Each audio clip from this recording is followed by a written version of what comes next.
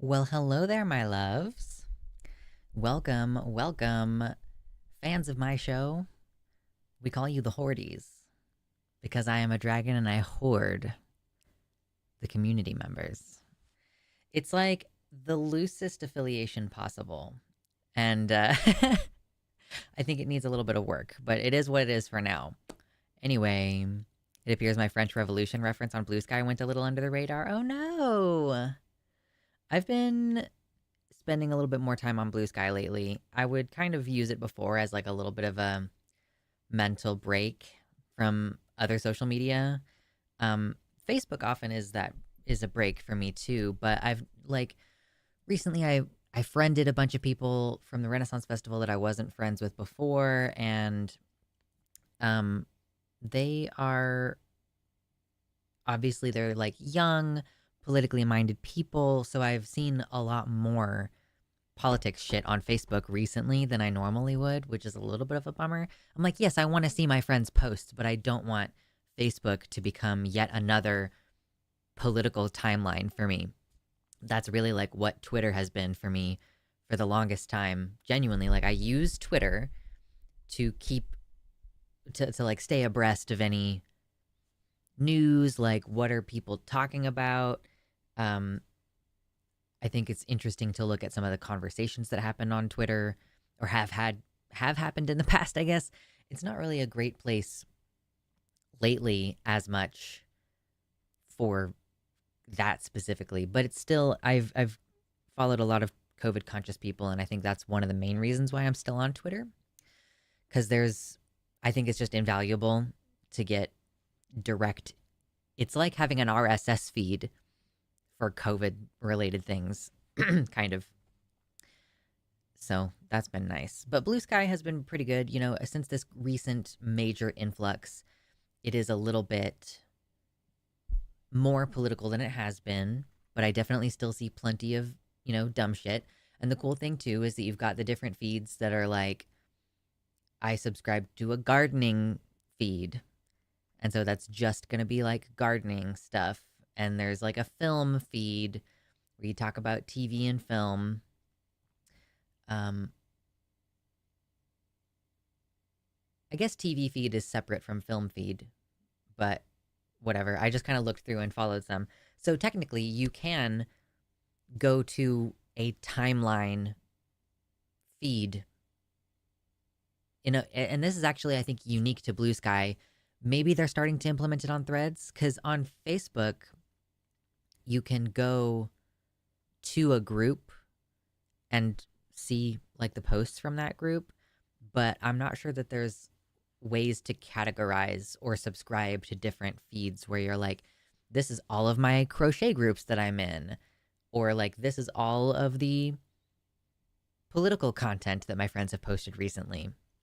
So I'm definitely enjoying that about Blue Sky. Who knows how long this thing is going to stay around, so it's like, don't get too invested in any of these platforms, but it's definitely been nice.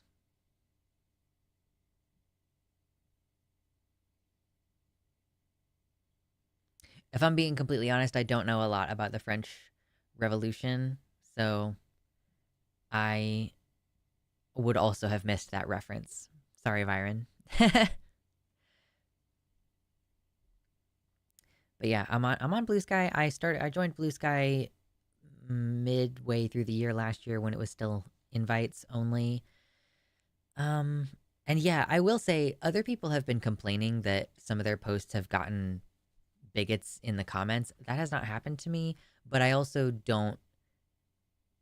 It does not say trans anywhere on my profile. It says non-binary femboy person, but it does not say trans.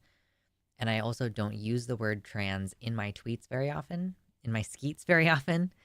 So maybe that's why I'm not getting as much negative attention.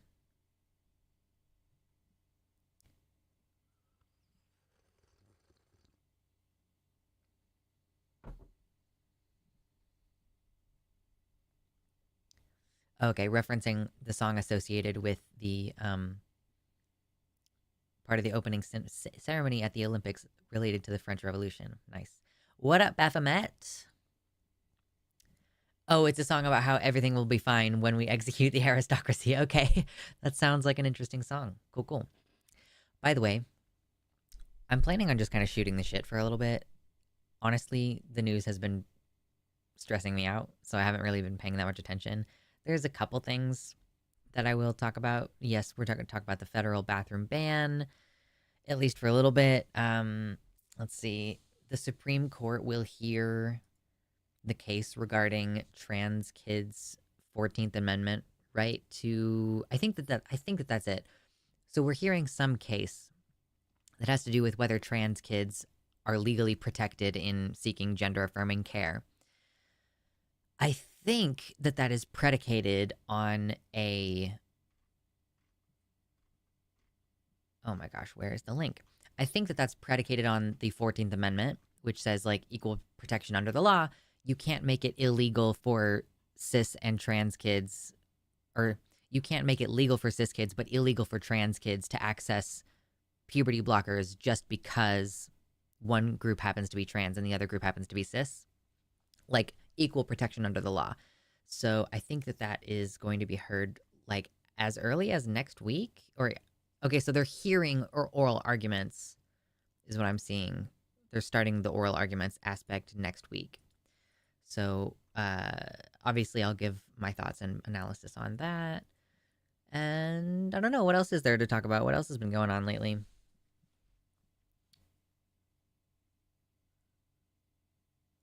I do not have any plans tomorrow. I guess technically my plans tomorrow are to play World of Warcraft with my partner.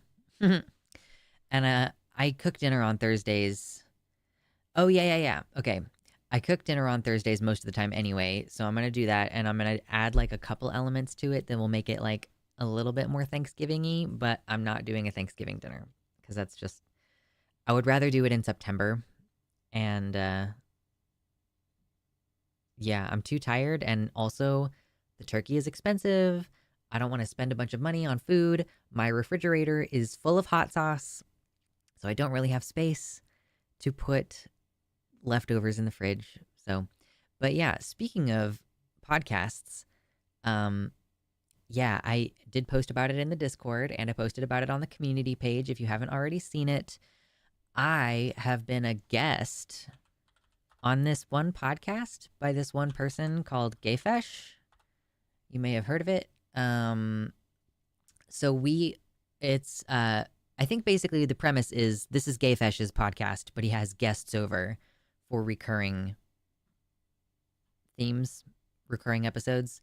Because basically, like right now, it's me and Demon Mama guesting. If any of you have been like, I miss Demon Mama, well, some content is coming out that has her in it. And she's cooking things, okay? She's cooking. She'll be back. Don't worry. But if you want to hear from her, we had a conversation, Gayfesh, Demon Mama, and I, about Captain America, the First Avenger. So basically what we're doing, and I honestly, was this my idea originally? I don't remember. I feel like it's my fault somehow that we're doing this Captain Rogers thing. So get our opinions. Demon Mama has not seen most of these movies. For Gayfesh and I, it's like, oh yeah, we've seen these movies several times. We have analysis that ties into the rest of the MCU. Demon Mama hasn't seen most of these movies. So yeah, so she and I are going to be the guests on there for basically the first season of this podcast, following the Steve Rogers storyline. We've talked about a couple other things that we could review. So yeah, I mean, honestly, it was a really good time. I like starting a podcast because it's like a reason to talk to your friends on a regular basis. I'm not sure if Demon Mama and I count as friends yet, but like, I think fondly of her, and I'm glad to have the chance to chit chat. I wanted to do the whole MCU, but Demon Mama didn't want to watch everything. It was your interest in Captain America in particular that made me go, okay, that's our angle. Oh, okay. So it's like we are still basically getting to go through the whole storyline, like chronologically. We're just skipping a lot of events. I'm very curious to see how she feels about Winter Soldier. Well, you'll find out in about 2 weeks, because that episode has already been recorded.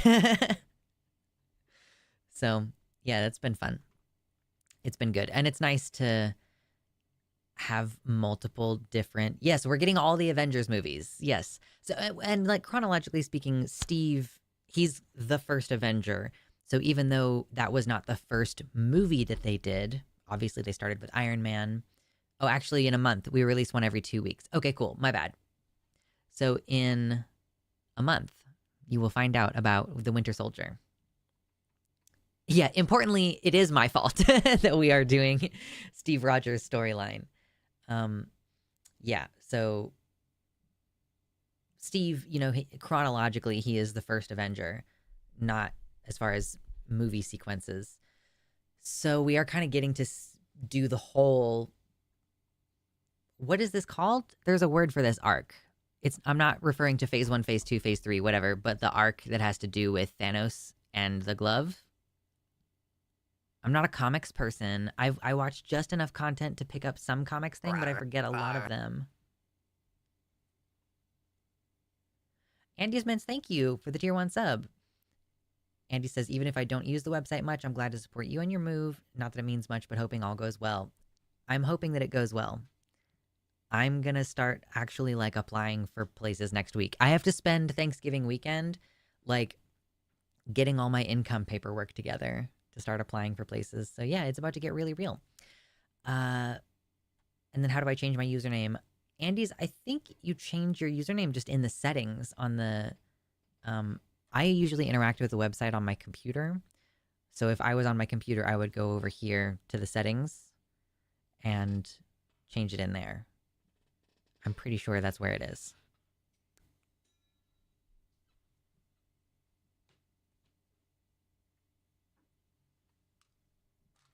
Fun fact, outside the US, the Captain America movies are just called The First Avenger, and Winter Soldier was Return of the First Avenger. Nice. This is Edward Norton Hulk erasure. Well, yeah. Yeah, that's pretty true. Most hot sauces don't need to be refrigerated. Yeah, I know. A lot of our hot sauces do not have a high enough vinegar content to be shelf stable.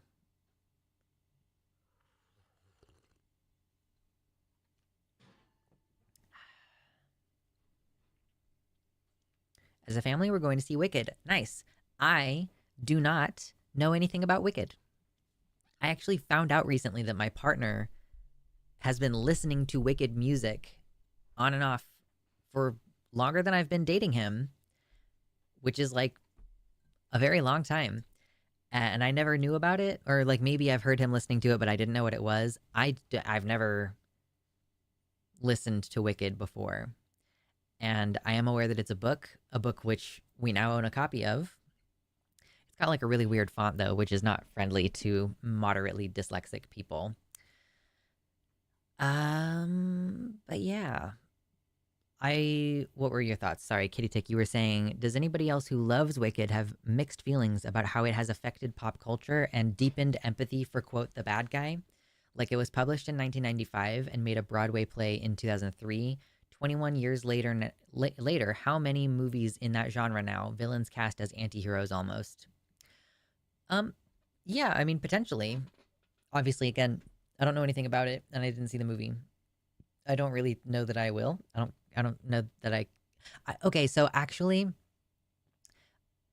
I think I'm probably gonna have to watch it because I think I need to start watching more things proactively for my job.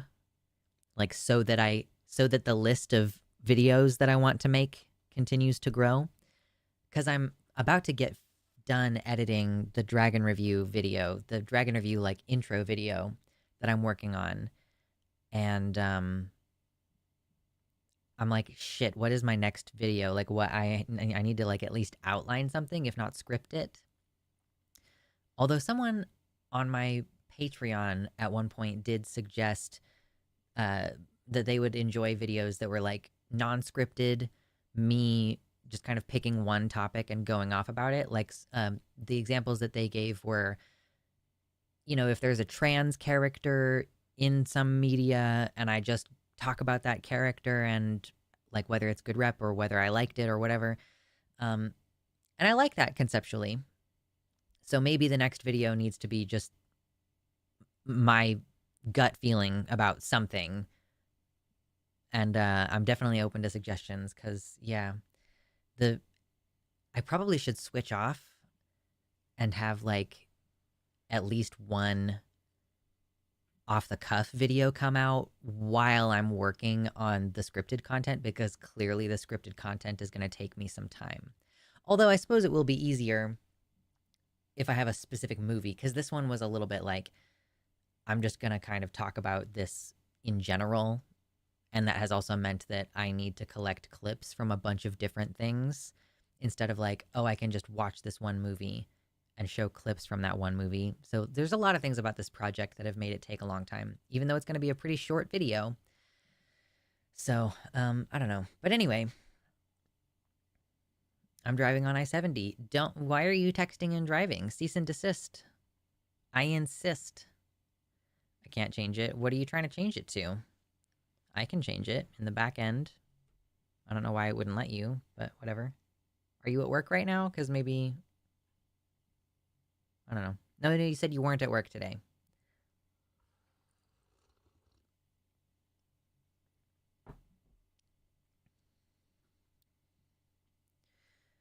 Baphomet says, not sure I agree with you, Kitty. At least the notion that empathy for the villain or the anti-hero is a necessarily bad or worrying thing in most contexts. Yeah, I think Kitty is talking about this very specific context currently. Because I heard some people saying online that you can tell that they filmed this movie expecting it to be contextualized within like a second Biden term, which I find very funny. But yeah, like basically everything that we consume has like some kind of message, if not an explicitly political message. So I probably should get on trend and watch it as soon as it hits streaming. I have to say, I am not like a company loyalist of any kind. However, I think I have gotten a ton of value out of my Max subscription. Just there's so much stuff on there that you're like, oh, I wonder if this is on there, and then you go look for it, and it's like, oh shit, that's on there, cool. Like I can watch all of the I'm pretty sure I can watch all of the Hobbit movies. I was just like, oh yeah, I want a clip of Smaug for this video. There's this one part where it like makes the most sense to show Smaug. And I was like, damn, he's just there. Neat.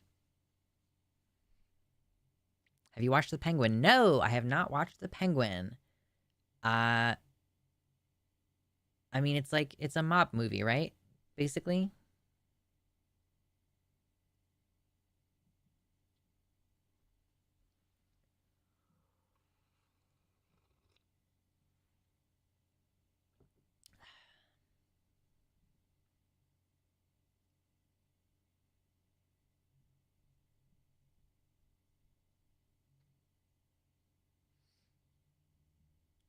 Alexandria says, I think the anti-hero was more 90s X Tremel.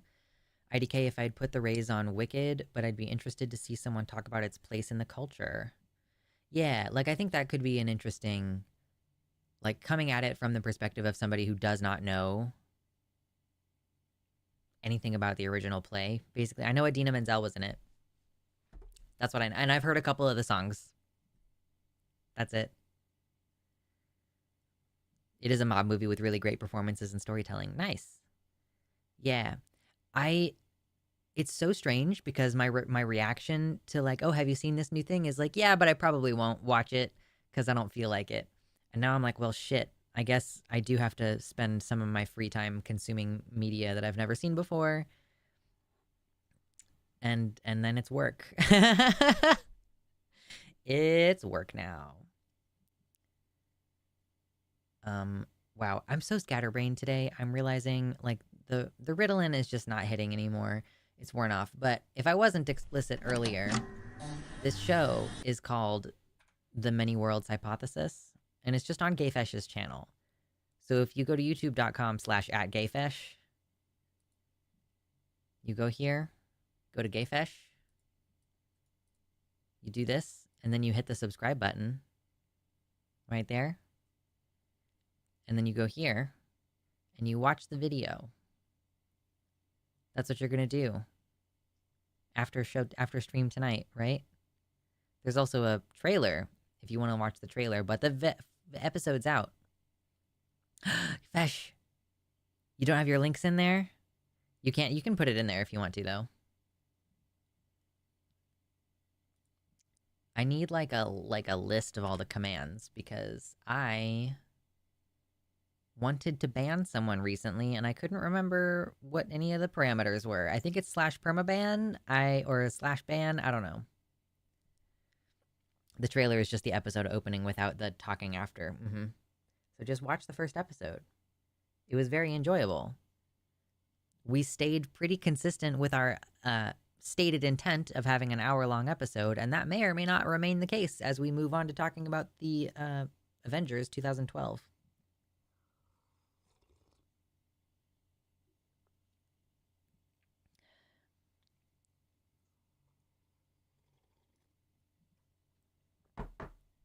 Have you watched Arcane Season 2? I have not watched Arcane Season 1 or 2. Of course, I've been hearing a lot of hubbub about it this week. Again, I don't know very much about it, except that is it a League of Legends show? I went on Netflix to see if I could find something earlier today, and it started auto-playing an Arcane Season 2 thing at me, and I was like, okay, why are you doing this? Why are you assaulting me with a trailer that has audio on it on the homepage of your website? Bad decision, Netflix. Our Avengers episode is feature length. Yeah. We had a lot of things to say. All right, so if you guys are missing the like daily video content from me, there are brief little bits here and there. You get me on stream twice a week, more or less. You know, you have me on Takis more often than not. And then you've got me on the Many Worlds Hypothesis. So in between my video uploads, which apparently are taking a while in between each one, there's still more. Arcane is one of those shows that I watch and I'm always struck by how expensive it looks. Based on the trailer that I was confronted by on the homepage of Netflix, I actually was like, this show looks vaguely like it was AI generated. But I don't know. I didn't look super closely at it. I was mostly like, why is this playing sound to get it off my fucking screen? It is League based, but it has its own canon. Fun. Nice. Don't you mean the best show on YouTube, Takis? Listen, I I just like my show better. I mean, it's my baby. Takis is not my baby. I'm just a an employee basically. It is actually gorgeously animated. Okay. A little labor of love.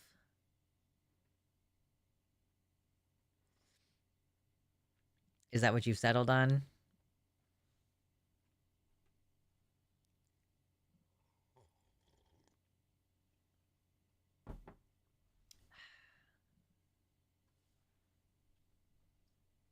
By the way,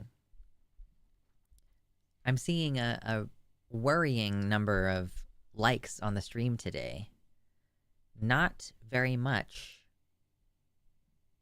compared to the number of viewers we have. I would like to get to 50. That's where we want to start. Technically, they made Arcane canon to League, even though the two canons contradict each other. Nice. It's felt like you've been the emotional support NB on Takis. Yeah, I'm like kind of getting over that. There's definitely a lot more helping manage people's feelings than I was looking for on Takis. And I like when we have weeks where we just don't have any oppositional callers, I'm like, why did I even show up to this? Like, I'm not a therapist. I love all the calls. Oh, that username is too long, Andy's. It needs to be 20 characters or fewer. But yeah, you know what I mean. Like, I I don't know. I feel that it would be more fun if it were more like oppositional callers or people who are confused but have got the spirit, you know what I mean? Instead of like, yeah, let's take calls from trans people to try to like repeatedly answer the same questions, assuaging people's concerns. Like, I don't know. I just guess I didn't realize how much of that there would be and how draining that would be. But we have the week off of Takis. There's no transatlantic call-in show tomorrow. We are gonna start up next week again, and I don't know who's on the schedule for next week because the schedule is not written yet. But yeah,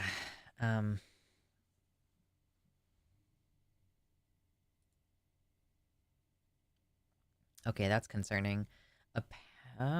This is something I'm just now seeing, and I haven't looked into it much further than that, but I just need to comment on it before I move on.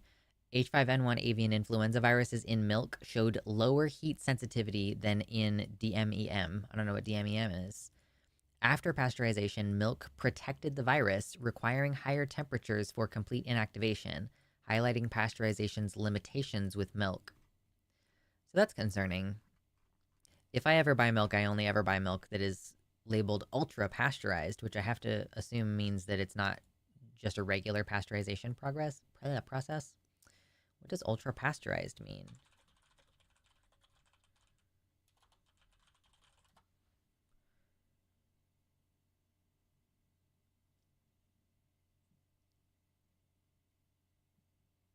Okay, so yeah, ultra pasteurized milk is heated to a higher temperature than regularly pasteurized milk. Yeah, it's like the one thing I still go to the expensive grocery store for is occasionally getting ultra pasteurized whole milk. But anyway, it was not really my intention to stop the show to talk about that right now because we already talked about H5N1 recently.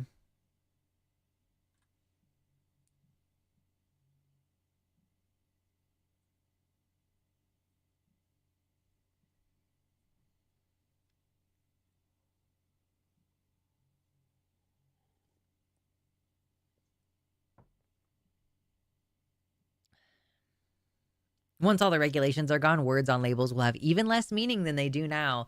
Yeah, I'm sitting here trying to figure out like okay, again, this is my plan. I'm like, fortunately, I can go to local places in the community after I move because I'm moving to a place with a very high agricultural output and lots of farms. So, like, I don't know if everything goes to hell. If everything goes to hell, I could technically buy raw milk from a local farm and then pasteurize it myself. Technically speaking, I could do that if that is not already being done by local farms who want to sell their product. So, but anyway,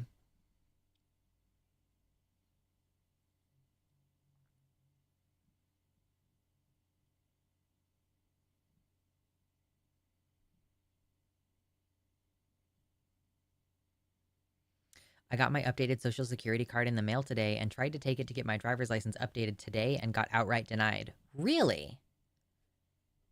It was just your name, right, Rainus? It was your name that you changed and not your legal sex, right? And they wouldn't let you change it. So this would be the first instance that I've actually heard. I understood that they were blocking gender marker changes. That's kind of whatever. I was like, denying a court order name change arbitrarily because it's a trans person, because people get court ordered name changes all the time, name and gender marker. Okay, yeah, they didn't let you at least change your name, if not your gender marker. Are you in Texas? Is that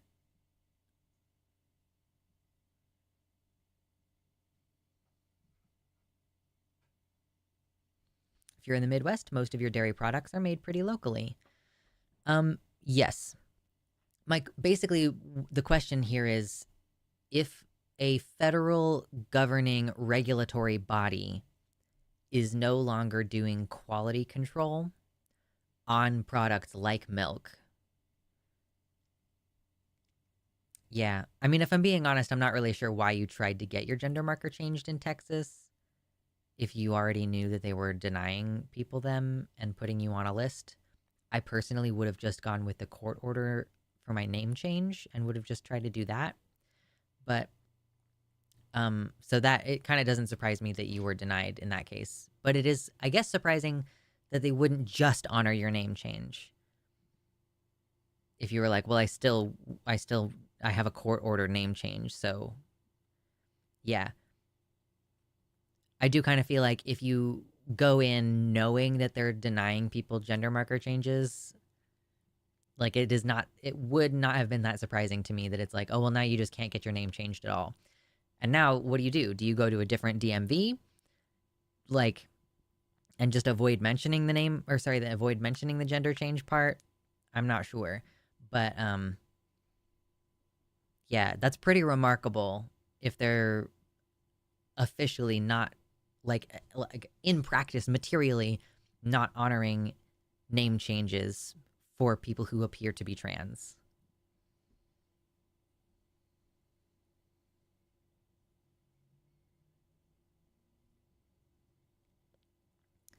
In Italy, that's just how it works, apparently, I found out. If the reason is deemed futile, the court will deny it, and if you want to still change it, you have to pay a lawyer and shit to do it. So in Italy, they can just arbitrarily decide that you can't change your name.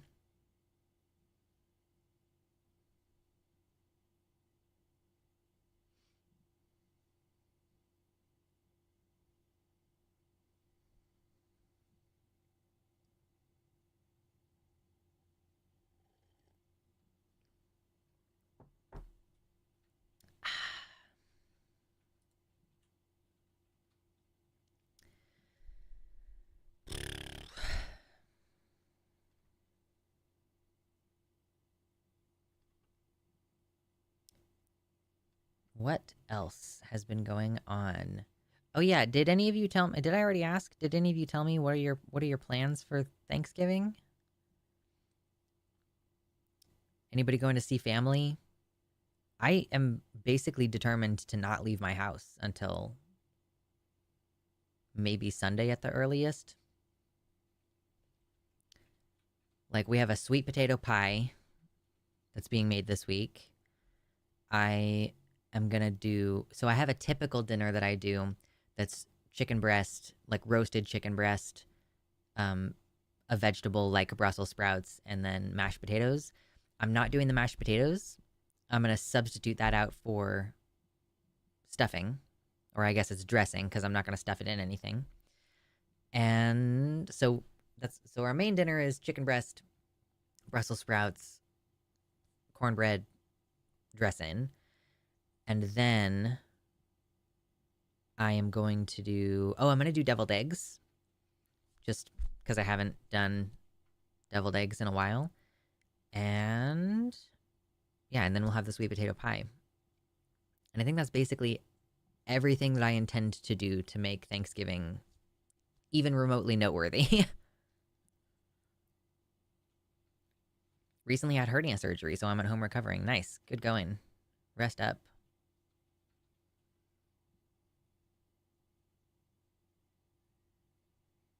Dinner with the three of us. Nice. Dinner at the in-laws. Already made the road trip. Ooh, hell yeah.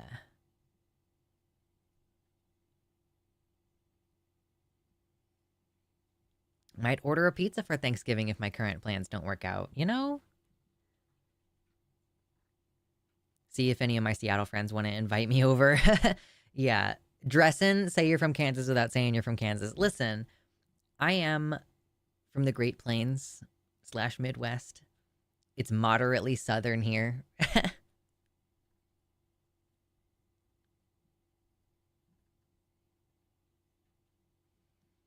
Just having a small dinner. Listen, I think this is the option. I think this is the way to go. Have a chill day on Thanksgiving. Like, I don't know. It's so weird because you have like the urge to not do the thing that is like supposed to be a celebration of the genocide. But it's like huge culturally.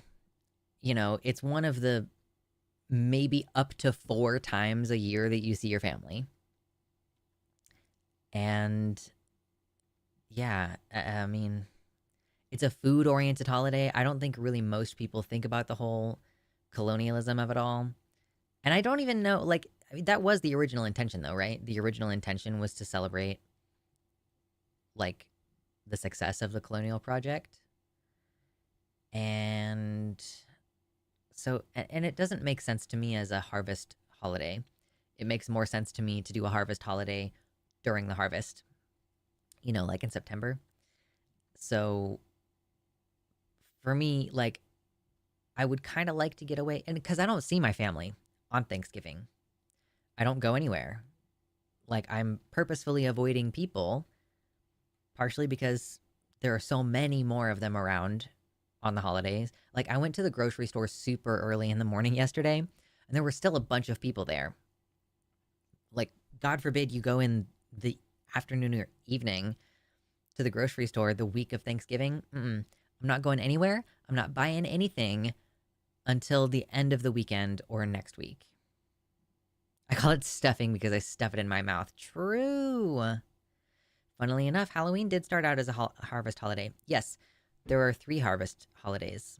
The first one is Lunasa, which is in August, and it's the grain harvest. And then you've got Mabon in September, which is the main fall harvest, like vegetables and stuff. And then Samhain, which is Halloween, is the red harvest, because at that point in the year, it's getting closer to winter, and what they do is they cull their flocks. They would like kill off some of their flock so that they could have the meat, so that they would then have more food over the winter and have less expense in that they had fewer animals to feed over the winter. Because obviously there's like not grass growing and everything, so you have to supplementary feed. So yeah, 3 harvest holidays. The turkey ain't the only thing getting stuffed for the holidays. I would like to do some of that this weekend. Hmm. Our family plans involve my wife getting paid double and us having steak on Friday. Yes, exactly. It's time to celebrate the time Native Americans helped feed settlers, I thought. Yeah, I mean, of course that's what you hear when you're in school, but like why hold on. When was Thanksgiving invented? Ba, ba, ba, ba, ba.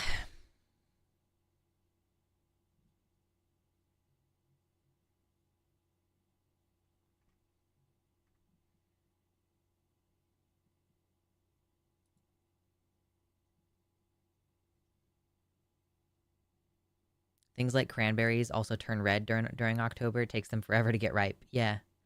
And like apples, you know. But my understanding is that it is called the red harvest because of you would slit the throat of the animal and then its blood would go out. Did anyone see that PETA ad with the stuffed human? No. Yeah, I pulled up an article about when it became a holiday formally. The formation of Thanksgiving as an official United States holiday did not begin until November 1863 during the Civil War. President Abraham Lincoln officially established the holiday as a way to improve relations between northern and southern states, as well as the U.S. and tribal nations. Just a year prior, a mass execution took place of Dakota tribal members. I know that doesn't matter, like, if you want to Google it, whatever. Anyway, plagiarism. Corrupt federal agents kept the Dakota Sioux from receiving food and provisions. And finally, at the brink of death from starvation, members of the tribe fought back, resulting in the Dakota War of 1862. In the end, President Lincoln ordered 38 Dakota men to die from hanging, and he felt that Thanksgiving offered an opportunity to bridge the hard feelings amongst natives and the federal government. It was propaganda, explains Dr. Mosteller from Citizen Potawatomi Nation's Cultural Heritage Center director. That's who she is. It was an attempt to build an event so that you could have a deeper narrative about community building and coming together in shared brotherhood and unity. While the Thanksgiving celebrated today may not have complete factual roots, Native Americans, Europeans, and other cultures across the world have held festivals and special meals in gratitude for bountiful harvests and to reflect on the past year. Many across Indian country continue these traditions by simply sharing a meal with friends and loved ones without referencing it as a true, quote, Thanksgiving. Yeah, okay, so interesting. Sounds like some kind of GOT type thing, the Red Harvest. There was an episode of House of the Dragon called The Red Sowing, and I referenced it in the video when I was editing it today.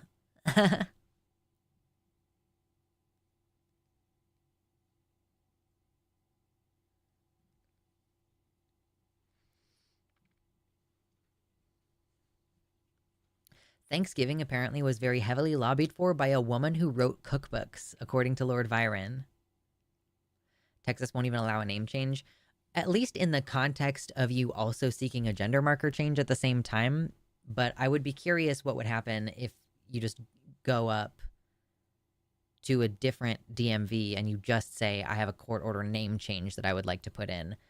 Because it seems very extreme for them to not honor name changes if they suspect that it's for a gender related reason.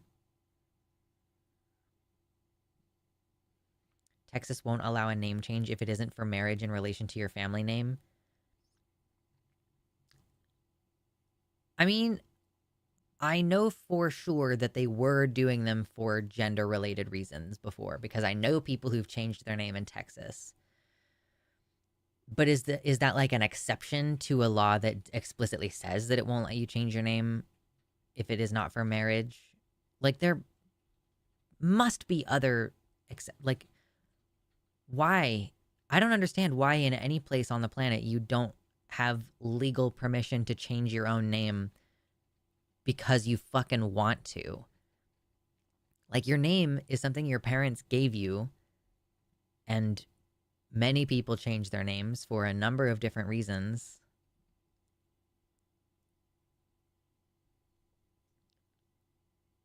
It was passed into law 3 months ago. I must have missed that. I mean, I guess I missed that because I thought part of the problem with what's going on in Texas right now is that they were failing to get some of these things passed in the legislature. And the legislature hasn't changed since, like, they tried to pass a law that made it illegal for trans kids to have health care, but they failed. And so instead, they just changed the legal definition of child abuse to include that. So I find it very surprising that they successfully passed a law that says you can only change your name if it's because of marriage. Like, that seems like a pretty insane and, like, intense restriction on your rights. But again, it's fucking Texas, so who's surprised, really? Sarah Hale was the lady who lobbied for Thanksgiving originally. Wow.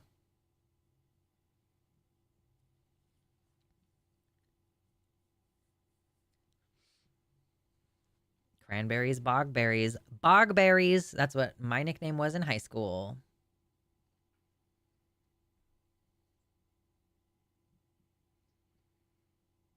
PETA is losing the vor/cannibalism enthusiast demographic. Truly. Oh my goodness. Oh, we're almost at 50 likes. That's my current goal. Oh, and our secondary goal, if you didn't already know. This is the box. If we get to the donation goal of $100, I will open the box and show you what's inside. I also think that I'm going to do this thing from now on where if we don't open the box, I'm going to remove what's presently in it and put something else in it. So we might have like if we don't get the box open today, then we never get to find out what's in it kind of incentive. Anyway, happy holidays. Riffs No Leads says, howdy y'all, just a quick pop in to like and then tell everybody to like the stream. Yes, it does make you instantly more sexy. That's true. Bogberries sounds like a potentially very mean nickname. Yeah, is that when you have swamp balls? Call them bogberries? I know, Dono Golfomo. I am about to have to start spending a lot of money on... I'm hoping not.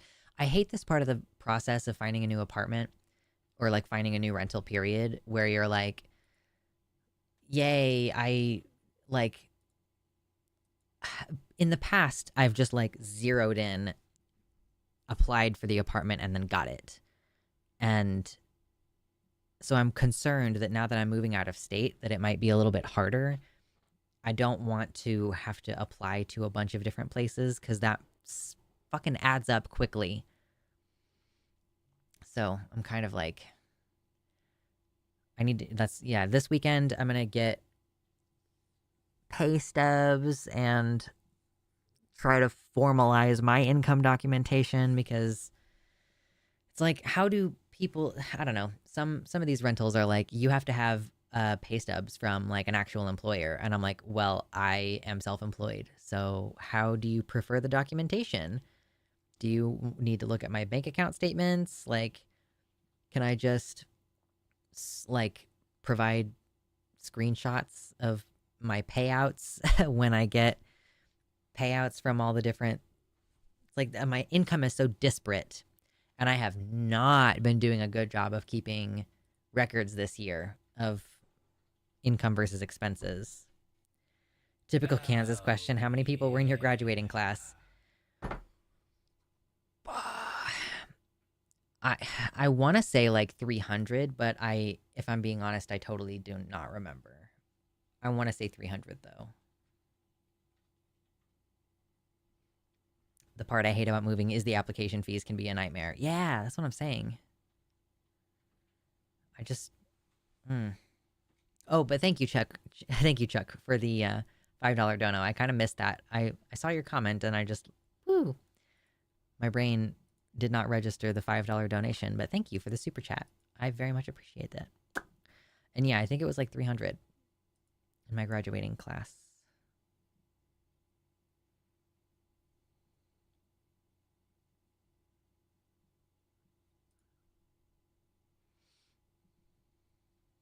Yeah, capitalism strikes again. Woo!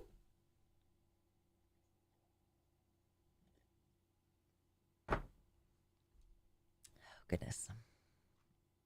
Why is walls trending on Twitter? Stop it.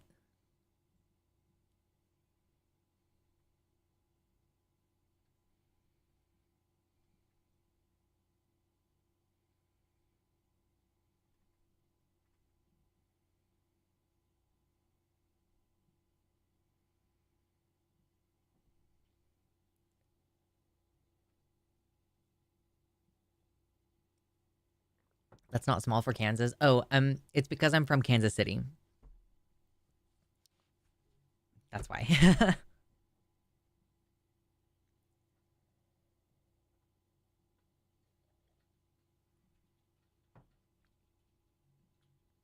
Grateful to myself for taking the opportunity to deactivate Twitter. I know. I'm still on there. I'm trying to spend less time on there, and I've been doing fairly successful at that. Like, I've been doing pretty okay at that. Still spending more time than I would like, but it's an option for me to spend time on Blue Sky.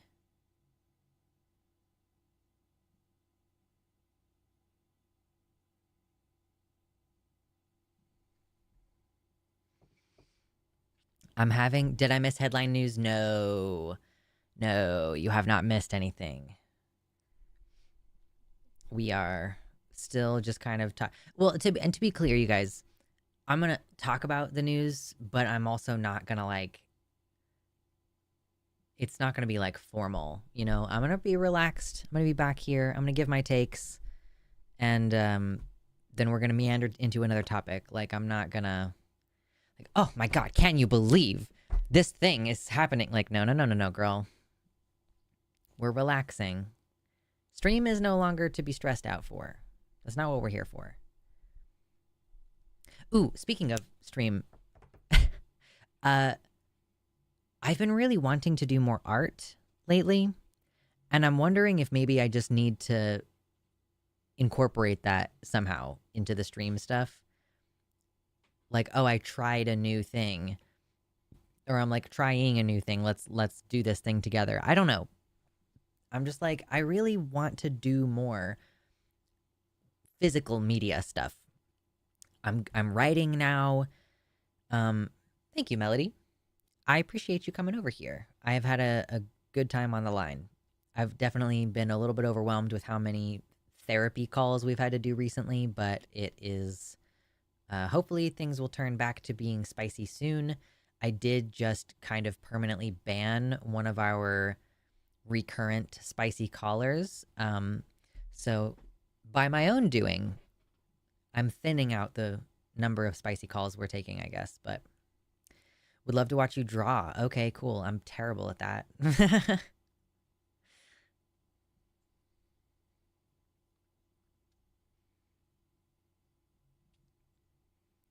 Like crocheting a new pattern you've done or like painting, sculpting. So I don't really have the setup to do crochet.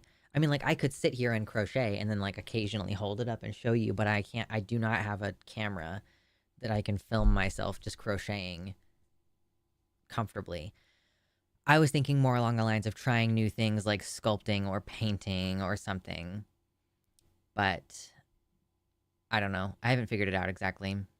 I just want to do more and different stuff than what I'm doing. And it's certainly not going to happen until after I've moved maybe a couple times. Because the next place that I move into, listen, I'm going to move into basically whoever will let me move into their fucking rental. So it's probably going to be really small. I'm honestly not excited about that aspect of moving because I already don't like the amount of space that I have in my current rental. and I'm potentially going to have to move into an even smaller one. Just, yeah, so I'm possibly not really going to have the space to do anything artistic unless I fucking carve the space out somehow, or like if I create a space in the background of the videos. I don't know. Like, this is not a very big space. Craft night, true.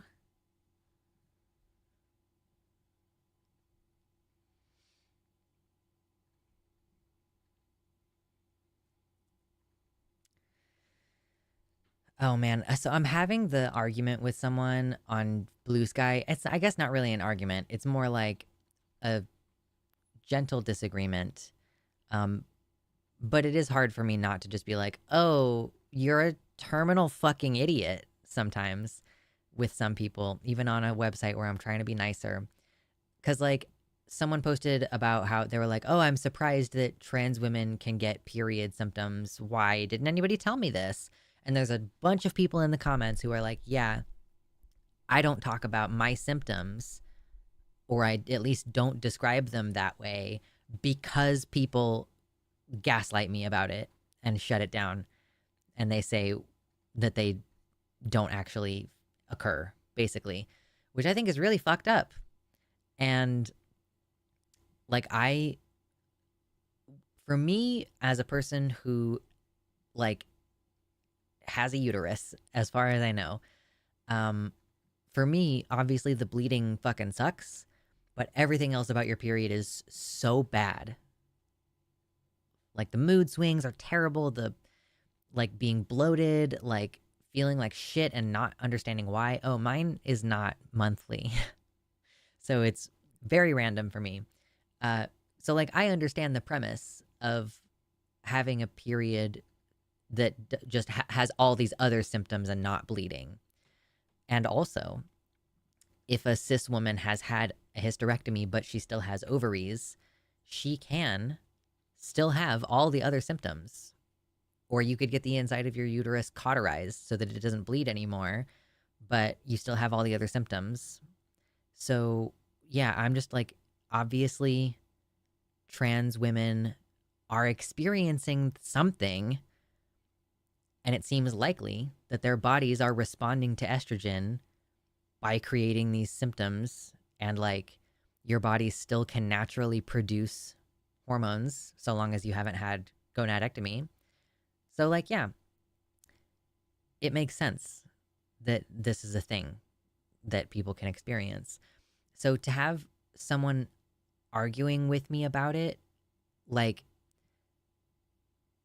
the place that we're at in this conversation, and I don't want to blow this person up or anything, so I'm not going to show it on screen, but basically this person is insisting that, like, well, because trans women take artificial hormones, they should be stable hormonally and therefore should not have hormonal fluctuations that tend to result in these symptoms. And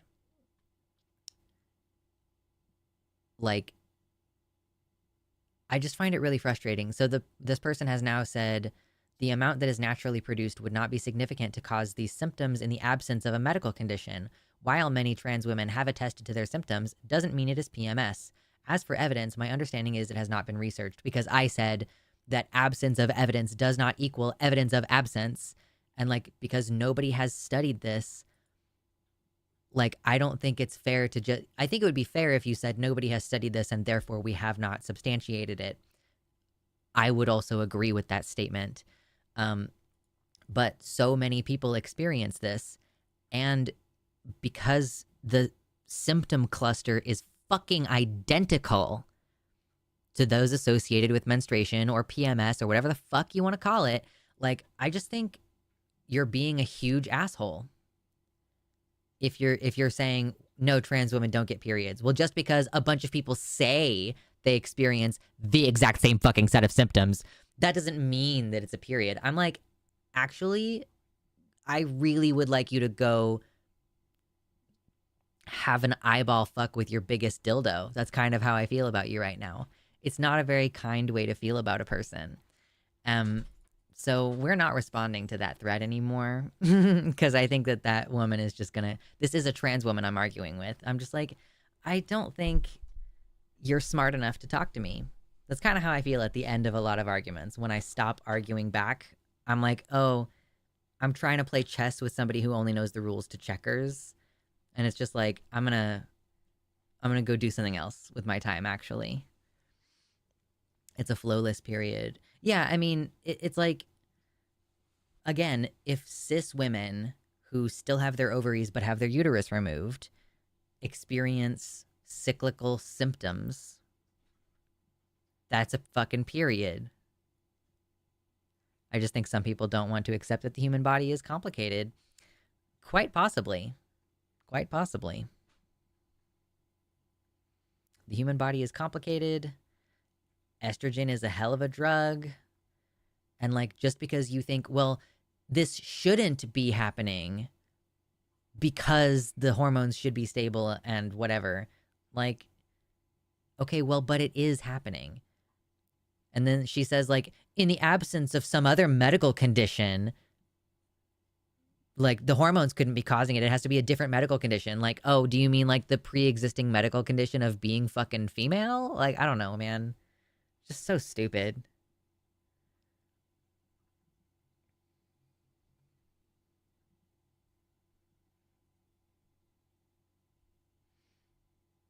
I can't argue with most people because they can't rise beyond middle high school as for how they discuss things or understand the universe. Yeah. Yeah.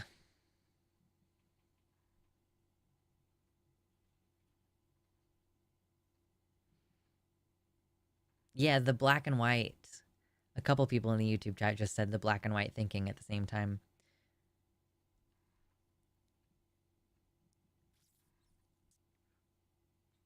Not all trans women experience it, G-Host, just so you know. It's not unheard of, but I also don't know how common it is, if that makes sense. I wouldn't say it's uncommon, but perhaps it is also not common. There's plenty of trans women who argue against it too. And it's like, okay, I'm glad that your body isn't responding this way, I guess. But lots of people clearly are running into problems with this on a regular basis. Yes, it never happened to me, so it must be impossible. Classic.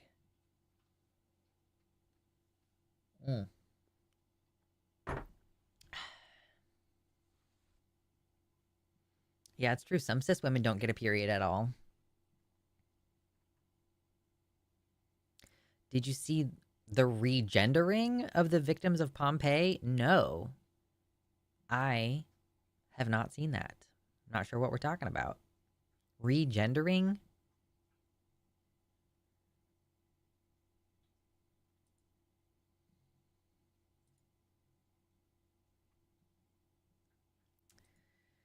Oh, gosh.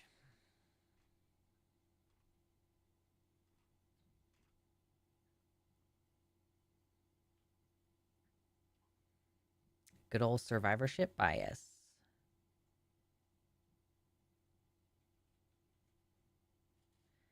If someone wants to call it a period over explaining hormone cycles and how science doesn't fully get the process yet, but we know bodies self-regulate, whatever, it's technically a slang term anyway.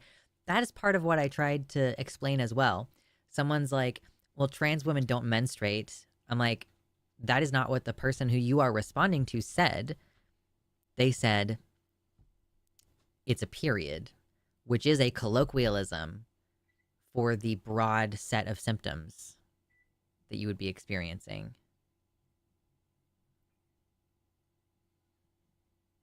And also, even with that, people are like, well, menstruation is from the term menses, which means bleeding. Girl, no, it doesn't. Menses means monthly. Go back to fucking Latin class. Anyway, I just like being snarky and pedantic about things sometimes, and this is definitely one of those subjects where I just know more than other people, and it's so frustrating when I'm like, trust me, I know more than you, and they're like, nah. Like, all right, bye-bye. We're not wasting time arguing with you. I was taking a break from my job, and I'm going to go back to doing my job. That's what this week has been like. I got so much editing done today, you guys. I guess Wednesday is my day to like focus up and get into the nitty gritty.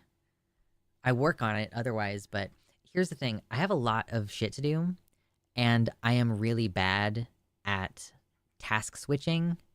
So I think I need to start having more discrete, like, this day is for doing all these chores that I need to get done, or all the grocery trip, or whatever. Anything that needs to be done that requires me to leave the house, or whatever. And then have like more days of the week where I'm like, oh, I can actually kind of focus up on this one specific task. Because, like, yeah, I struggle a lot with switching tasks, which means that it's going to be really hard for me to incorporate something like regularly going for a walk. Because the task change of like whatever I'm doing, I think this is why working out in the morning works best for me, because I'm not having to, okay, I sat down and I worked for a little bit and now I have to shift task to get ready for the gym and then go to the gym, and then I get home and I have to shift task back into doing something else. Like, in the morning, I think is a good time for me to exercise, because it means I just wake up and I start my first task and then I come home and shift task. But I don't know. It's fucking difficult being self-employed. Ah, yes, the ultimate winner of arguments, and totally not just word games, etymology. Yeah, that's how it works. Hello, Mick. Welcome in.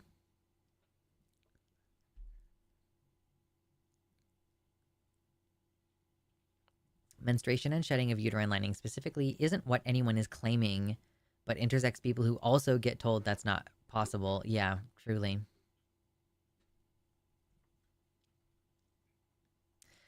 Uh, so Melody is saying that a lot of incorrect assumptions were made about the victims of Pompeii in regarding to their genders. Like the DNA testing. Well, I mean, it kind of makes sense. The DNA testing that they probably used at the time that they first did it, I'm guessing, was not very advanced. So now if they're going back and retesting the DNA of remains from Pompeii, then yeah, you can at least see the chromosomes. You cannot know what their phenotypical expression was, or like phenotypical expression meaning like, did they have an intersex condition that wasn't apparent in the chromosomes or something? Um, and then, take gender expression on top of that as well. I got a bathroom ban question. Sure, let's do the bathroom ban. I have not started talking about this yet today, so let's start shooting the shit about the bathroom ban. What do you got? What do you want? Ron Swanson at the Home Depot. True.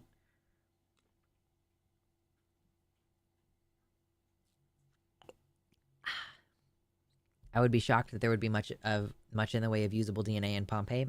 I agree. I would be surprised. They assumed things about the dead based on their postures. Oh, wow. They're also reconsidering how family structures even worked, and they think kids may not have often been raised by their biofamily in some capacity. Oh, interesting. Just learning lots of new things about ancient cultures. I love that. I just saw the Ohio thing that Aaron and the Morn posted about. Sure, let's check it out. What did you have something specific about it? Ah, yes, I've seen people talking about this today. DNA breaks down below the boiling point of water. It got a little warmer than that there. Yeah. So maybe there wasn't any DNA evidence at all, and they were just purely making assumptions based on, like, how large the bodies were, or how they were, what they were doing when they were killed, or whatever.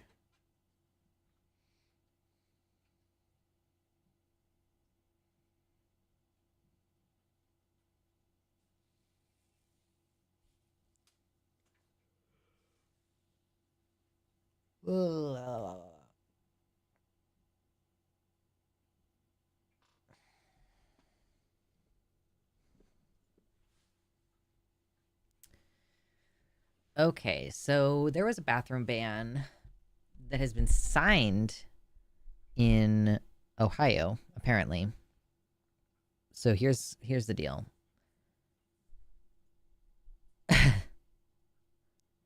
They must have had really good weed in Pompeii. That's why everybody there was stoned. So, okay, this is fresh off the presses from Aaron Reed. Governor DeWine signs a bathroom bill that includes private colleges in Ohio. The law is the first anti-trans one to pass in the aftermath of the 2024 election and comes as Republicans are pushing bathroom bans at the federal level in Congress. So, SB 104 bans trans individuals from using bathrooms which align with their gender identity. Under the new law, obviously, trans women will be made to use men's restrooms. Trans men will be made to use women's restrooms if gender-neutral facilities are unavailable. The law's passage marks a significant escalation in anti-trans legislation, applying to individuals of all ages and extending to colleges and universities, including private institutions known for their high LGBTQ plus enrollment. Yeah, are they... It seems like, why are they allowed to do that? Like, why are they allowed to legislate what private institutions are doing? So this bathroom ban was tied to the College Credits Plus Act, which is a popular bill designed to help dual-enrolled students earn college credits. So the new law states that, quote, no institution of higher education shall knowingly permit trans individuals to use bathrooms aligning with their gender identity. So yeah, this applies to trans people of all ages at these places. So even if you're like 40 and you go back to college, you are not allowed to use the bathroom on campus. It also doesn't affect students only. It also affects visitors, faculty, and anyone present on college property.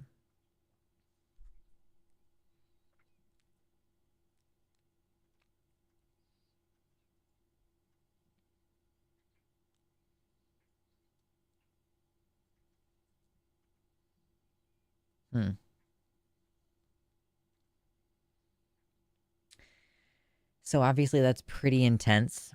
I don't know, like, does it have, does this have a criminal element? Colleges obviously are going to have to grapple with how they could enforce the law. What is the punishment? I don't think she says here. Is it a fine, or are they threatening to withdraw funding? Like, what is the mechanism by which this law is enforced?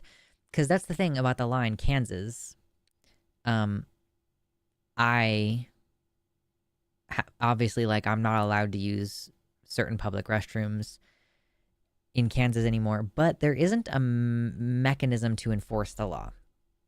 Like, it doesn't say this will be punished by a certain amount of jail time. It doesn't say you'll have to pay a fine or anything. So it's like a crime in name, but not in practice, almost. Because remember, the law in Kansas did several things. Not only is it a bathroom ban, but that is the mechanism by which we are not allowed to get our gender marker changed anymore. So, like, if this one is similar, like, there's no real consequence. Like, I could, and in fact may have recently, well, I don't know, I guess it was a gender neutral bathroom. It was like a men's room that had a gender neutral sign put on it for the purposes of like an event. But yeah, like,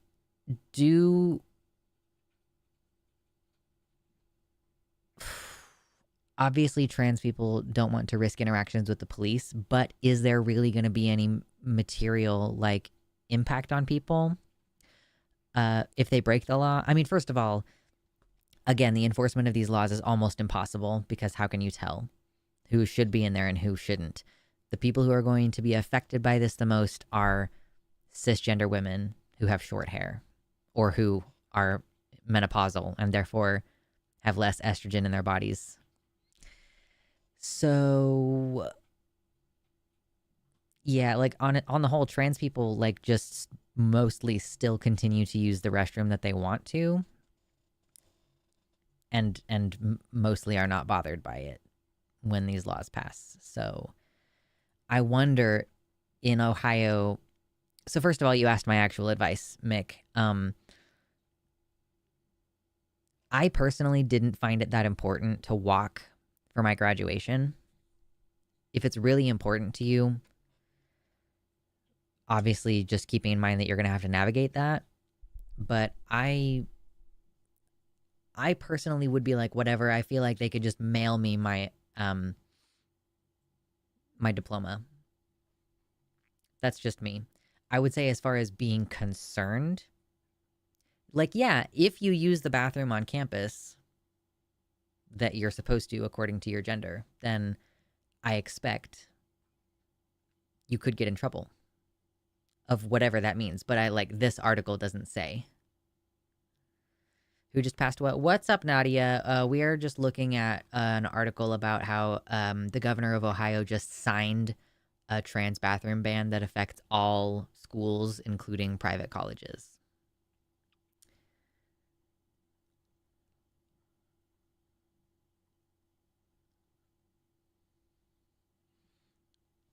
Katie says, I still think it's wild that the super machismo of Mexico allowed a woman as president before America did.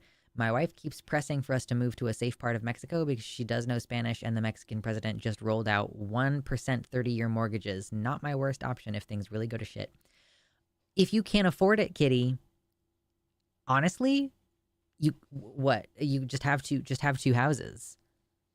Like, buy the house in Mexico. Do whatever you got to do to maintain both properties.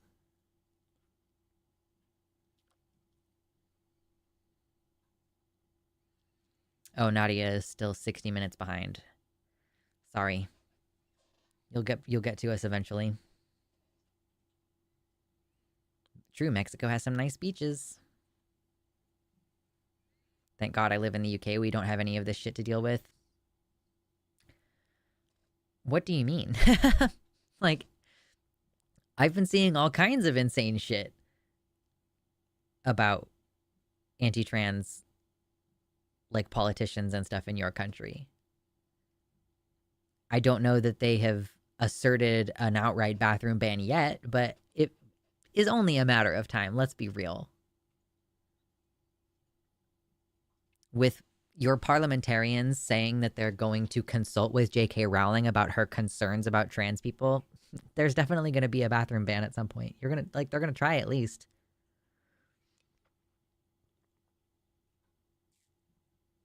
Oh man, I accidentally put way too much lemon in this. Little blah blah blah. It is not good.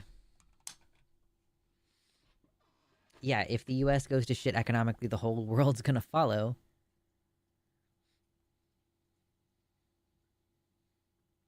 It's the UK. UK.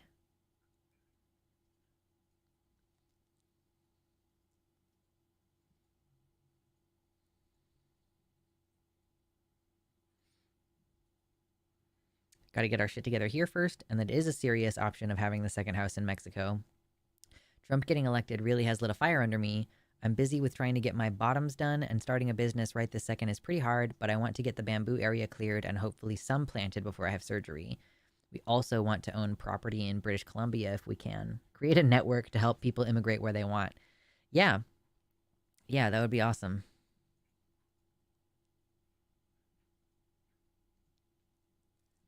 Good question. Why is the wizard book lady deciding people's rights? Curious people would like to know why. How far forward can I fast forward without missing any details of the bathroom ban? Somebody tell her that we haven't really talked about it that much yet.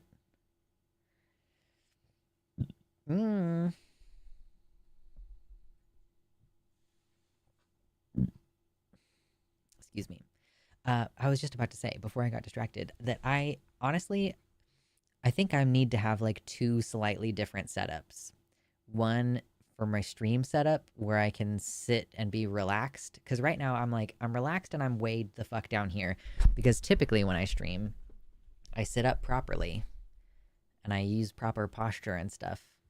and it's great, but it's like, I don't know, if I'm not presenting things in as formal of a fashion, it just feels like I might as well relax and like pull my knee up into my chair and chill.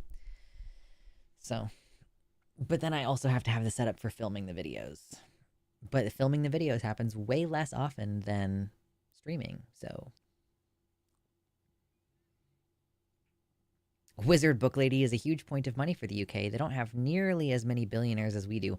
Right. It seems sometimes like Harry Potter is um the UK's number one export.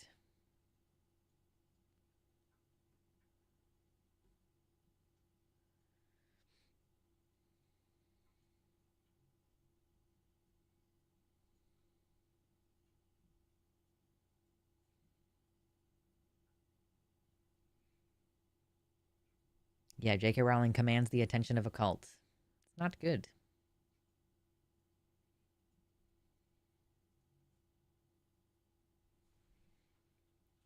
My eyeballs.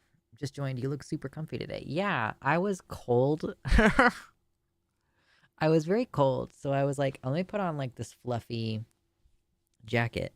So now I've got a fluffy jacket that's got softness on the inside, and I'm sitting in a relaxed position. It's good. Doctor Who is also important, but it has had many creators over 60 years. Yeah. I don't know. That's a good question. Is Doctor Who or Harry Potter a bigger cultural output for Britain? What do we think? Honestly, I don't know. It just seems like Harry Potter has ingratiated itself in a way that Doctor Who hasn't.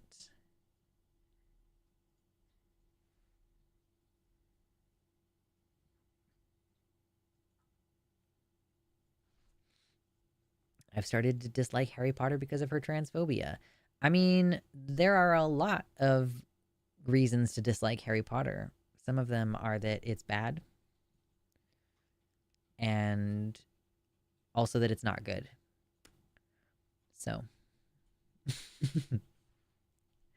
I amuse myself.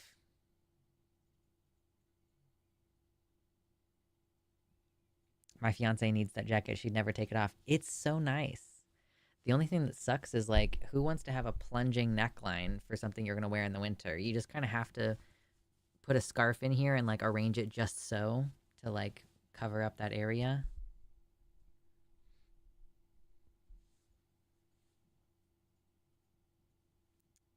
Doctor Who is more of a nerd classic. Harry Potter is, quote, for kids, so most parents will have it right. So I think that the main difference is that Doctor Who is like more of a UK thing. People are fans of it in the UK, and then a nerd subset of American culture.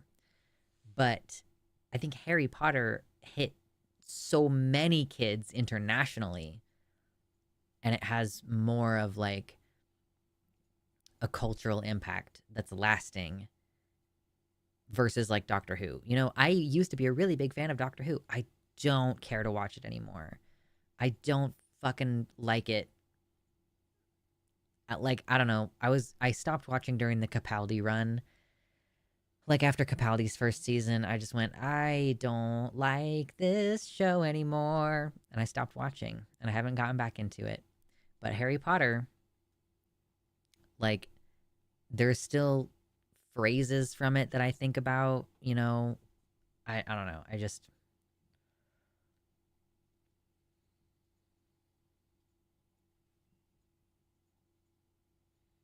Noah, oh no. Didn't think there would be a stream today. Talk at me while I do Stardew therapy. Stardew therapy, yes.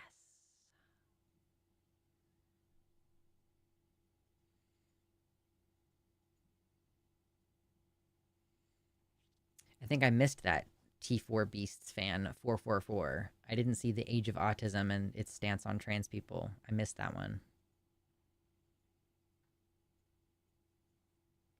Fucking true, gay Fesh. Yes. Fesh says, I would be talking to people about Doctor Who in the mid 2000s and I would hear back, oh, is that the guy who was Barty Crouch Jr.? Yeah, absolutely.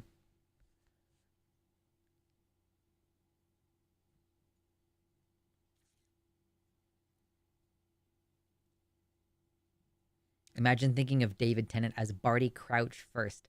Right. But again, it hit so many people. And there was like the rebellious aspect of liking Harry Potter. So many of us had grandparents who disapproved. My grandparents disapproved. Lux, where is the poncho in your merch? Like this poncho or just like a poncho in general? I don't know if poncho is an option on my website.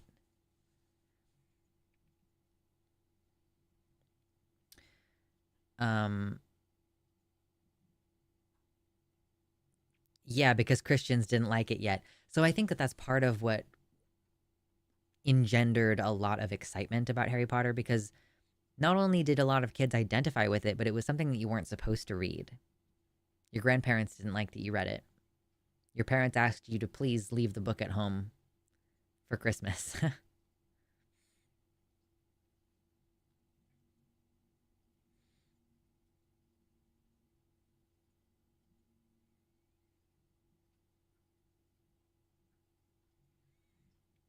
I don't know if there's ponchos. I'll have to look at it.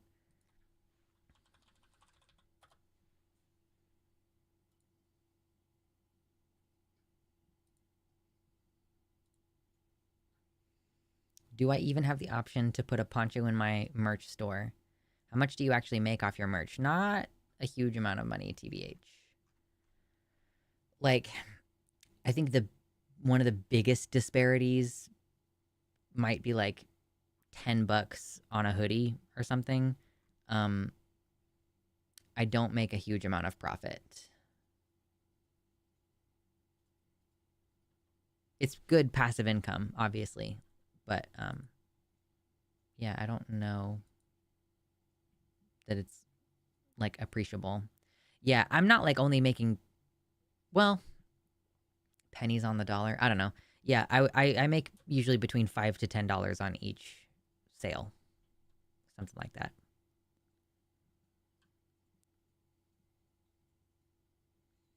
Oddly enough, my Southern Baptist family got the books for me and Pokemon. I guess they didn't think that it was harmful.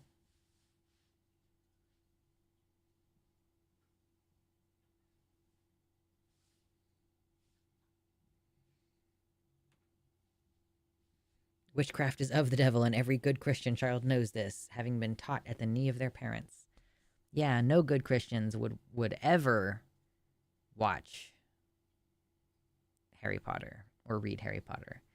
Okay, we're gonna find out real quick if there is a poncho that I can put in my shop. No. I do not believe there is a poncho that I could put in my shop. They do offer a good amount of options for stuff, but poncho is not one of them. We found out.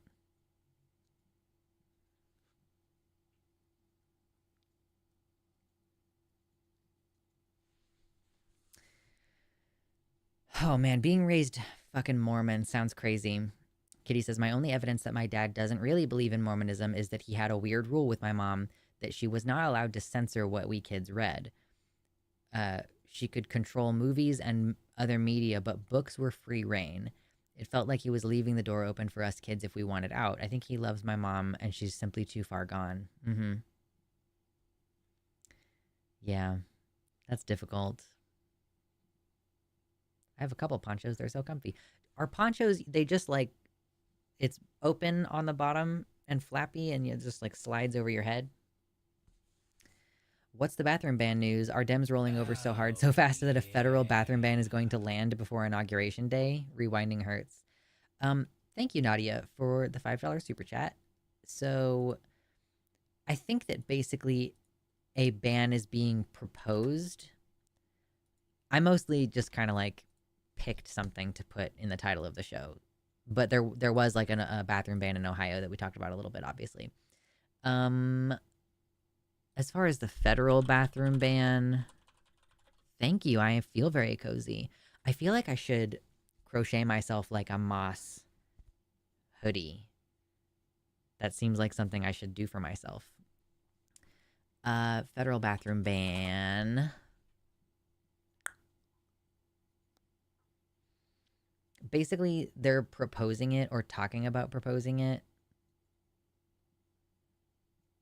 I'm not sure how much traction it's actually made yet.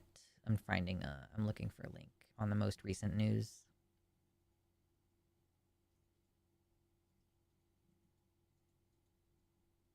What's up? What's up? Hello, people coming in. Oh my gosh. Suddenly, we're very close to 69 likes on the show. 69.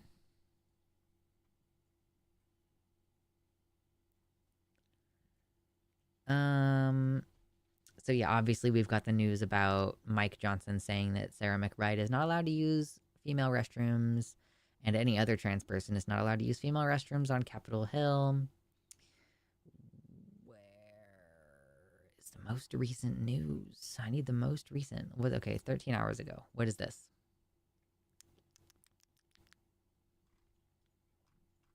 Okay, so this is from the 19th, which is apparently, it says it's an independent, nonprofit newsroom reporting on gender, politics, and policy. It was the summer of '69. Yes, true. The byline, blah, blah, blah, whatever this is, says a proposed bill in Congress would ban trans people from bathrooms in museums, national parks, and other federal property. How would it be enforced, and what are the consequences? Congress has a list of priorities, blah, blah, blah, blah, blah. Representative Nancy Mace wants to ban trans women from women's restrooms and trans men from men's restrooms on any federal property. So, yeah, Nancy Mace has proposed the bill after her campaign to prevent Sarah McBride from using the restroom, obviously.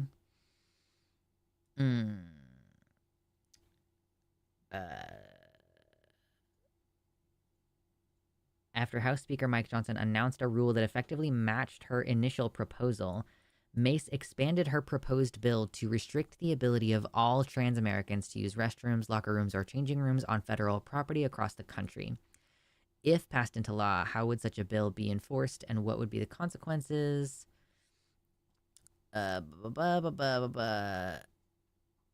Although Mace's rhetoric has singled out trans women, it would obviously affect all trans people and a bunch of gender nonconforming cis people. It would apply to national parks, courthouses, IRS buildings like taxpayer assistance centers, Social Security admin offices, and some post offices and Native American lands. Bet. Let me just make a law that applies to all Native American lands, which, again, are technically supposed to be their own sovereign nations because we have treaties with them that we keep breaking.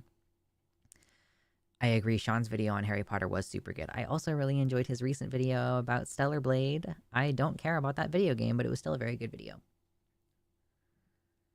If enforceable, this federal ban would exclude trans people from spaces that are meant to be among the most accessible to Americans. We're talking about Smithsonian's, federal buildings, museums, landmarks, things that should be accessible to the population in part because they are government funded or run. The language in Mace's proposed bill would restrict bathroom access in, quote, any building, land, or other real property owned, leased, or occupied by any department, agency, or instrumentality of the United States, including the Department of Defense and the United States Postal Service, or any other instrumentality wholly owned by the United States or by any department or agency of the District of Columbia or any territory or possession of the United States. Okay, so it's meant to be sweeping, basically, TLDR.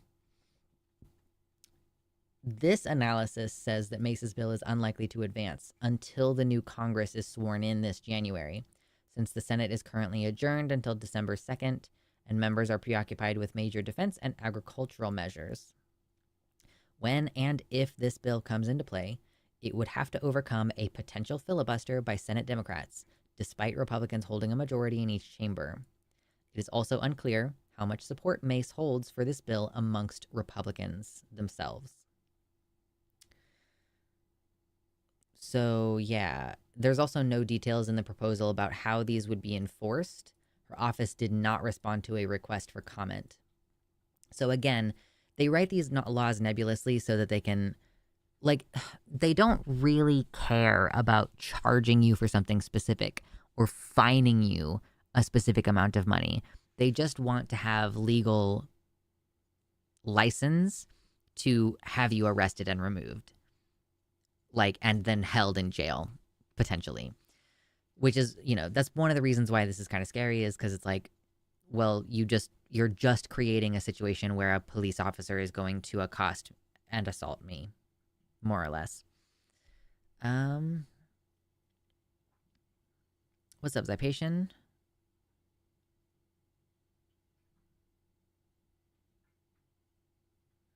I think we need to get some trans men and intersex people into Congress. I want to see Mace's face when a trans man walks into her bathroom.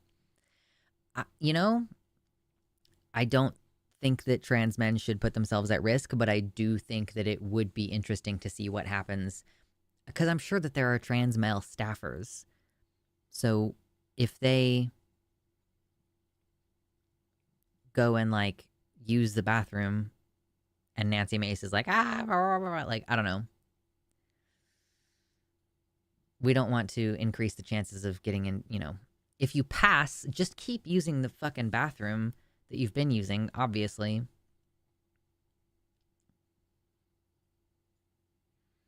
The only way to enforce this is to make people drop trow in front of a stranger. That is rife with a chance for abuse.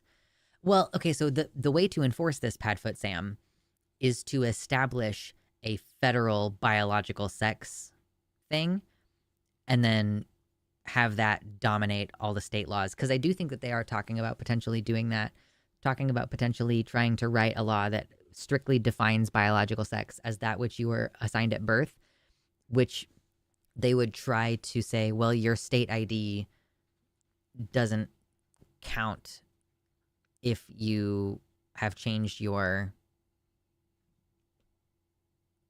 like if you've changed your ID, whatever, federally speaking, they still define sex as that which you were assigned at birth. So they may, in fact, require you to show your ID, given that they will be operating under the presumption that your ID accurately states your sex assigned at birth. Does that make sense? So I don't know that this is actually... So the initial, they're going to make everybody drop trow, probably not the case, but it is likely that more police interactions will correspond with an increase in sexual assault by police officers on trans bodies or whatever. Like at some point, that's the danger of being arrested, is because a cop can sexually assault you or just assault you, and then they'll put you in prison, and then they'll lock you in with some person that they know to be sexually aggressive, and then just like look the other way as they harm you instead of the police officers harming you. That's the danger here. It's not likely that they would be like, you have to show me your genitals right now. It's more likely that they would, yes, make us carry papers with us, video everything, and upload to social media. Well, take care about recording anything inside a bathroom. Like, it is illegal for you to film inside a bathroom in many places, so maybe you could record audio or something, but if you try to video something happening in a bathroom, they will get you on that crime, and those do have specific punishments set up, unlike a lot of these bathroom laws, which are very broad and vague.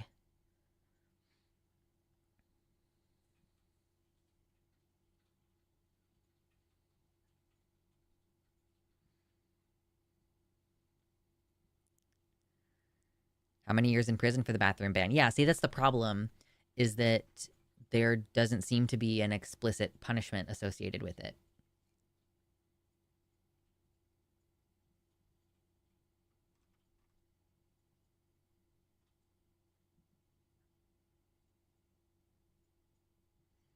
It seems, yeah, the court system is finding kind of different answers here. Within the courts, there's been a split in opinions.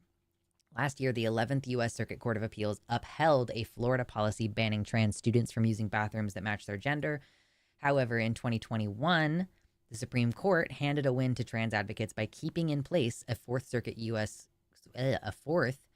Circuit Court decision, which found a Virginia bathroom ban unconstitutional. So technically, the Supreme Court has already ruled that bathroom bans are unconstitutional. So now it's just about like using that precedence to appeal this. I don't know that we really want to keep appealing trans shit up to this Supreme Court. And like that is something that I'm worried about for next week. Does she have something about this for next week? Maybe I was looking at a different article. Not something that Aaron had put up, but something else.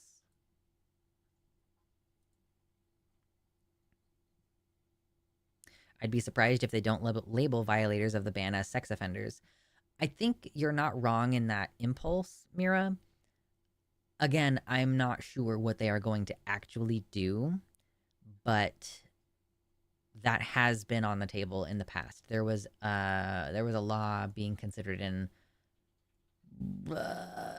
Arkansas, which did not end up passing, but it was placing using the bathroom, like as a trans person, using the correct bathroom at the same time that a child is in the bathroom.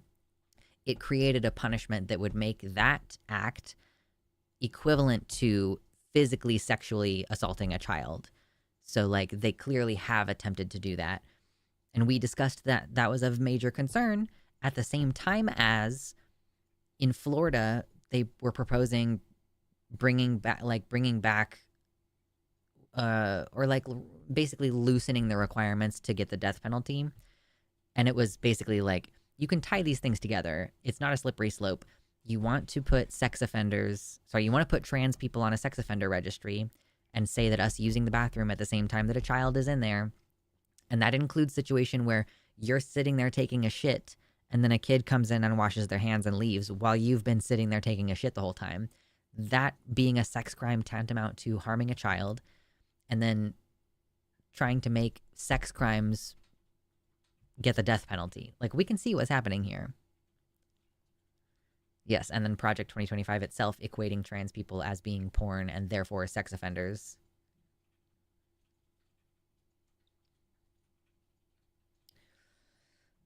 Oh, there was another thing.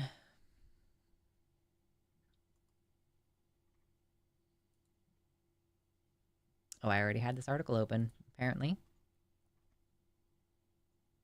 gonna drink some. Actually, man, this water is so overly lemony.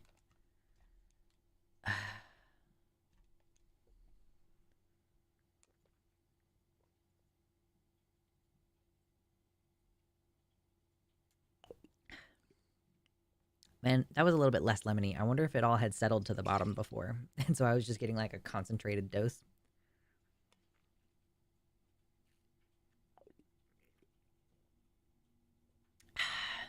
Yeah, Florida sucks. I know, lemon water is so good. Lemon water is my favorite. Any chance none of this gets done because Trump's popularity plummets? I don't know, man. I am not in a position to predict anything.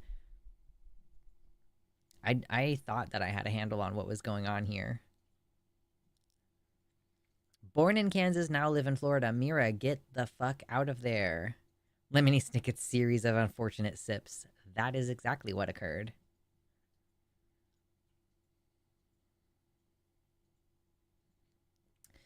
Jojo Tater asserts you could call this a little bit of a conspiracy theory or something. I don't know. Hold on. Is there a burp? Yes. Sorry. Okay. Jojo says another possibility is that they're looking to get a fresh supply of prison slaves, now that cannabis is becoming legal, like criminalizing queerness to get more people in prison. I mean, maybe. They're all, you're like not willing to work, therefore we're just gonna find a way to incarcerate you and make you work for literal pennies on the hour. The real rumors is whoever asks what's in my baby's pants. You would think. I do think it's creepy. I'm like, why are you thinking about this baby's genitals? Don't know what's wrong with you. Nadia, thank you for the $5 dono. Skeptoideus, honestly, it's a privilege of being a relatively small streamer.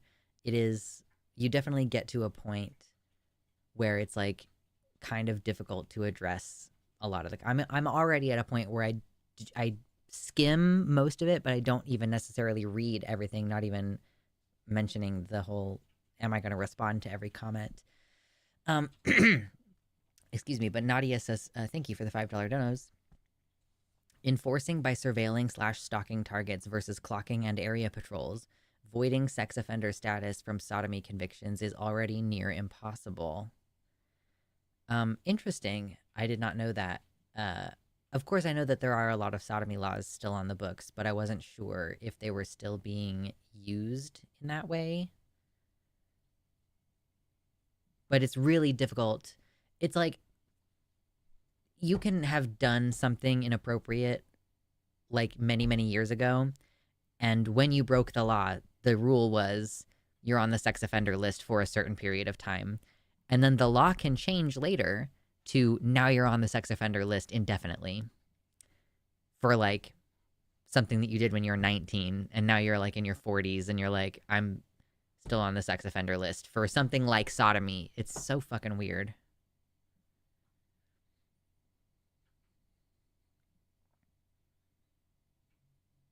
I keep waiting for the government to make being homeless a crime. That way they can price the poorest out of their homes and into the slavery market. I mean, are they not kind of already doing that? I actually think, Drea, that there was something this past year, uh, or has the Supreme Court not seen it yet? Because there was some conversation happening about, like, is it unconstitutional to pass laws that functionally criminalize homeless people? Uh, I can't remember how that turned out. God, there's just been so much shit going on in the past couple years.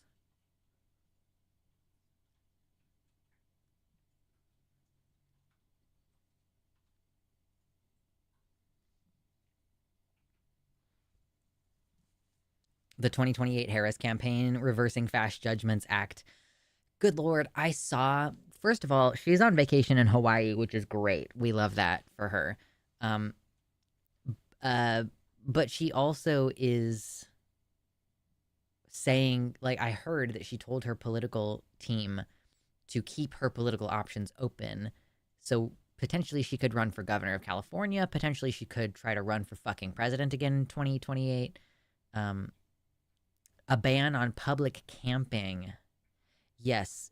And there are a lot of places where that, like, I live in a place where there's a decent number of, oh shit, let me add this $5, sorry, to the super chat total. If we get to $100, which we have 85 more dollars to go, I will show you what's in the chest right here.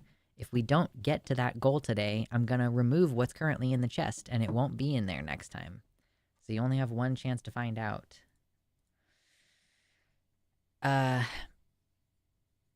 But so even if you can't make a blanket ban, see, this is the thing about all these things. You know, y'all are like, can you make homelessness itself illegal?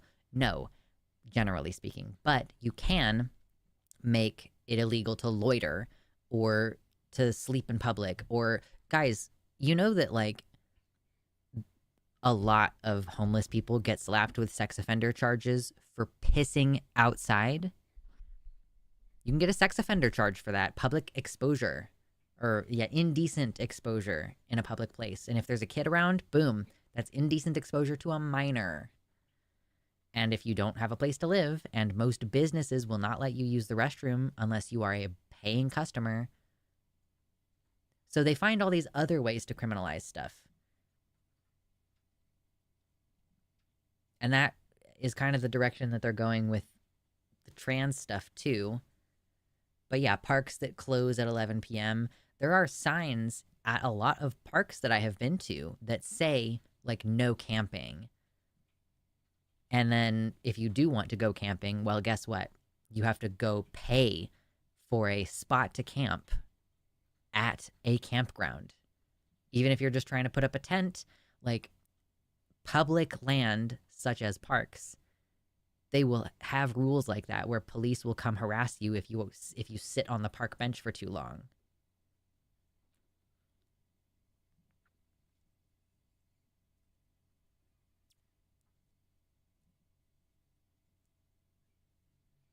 Where's my white names? There's at least one.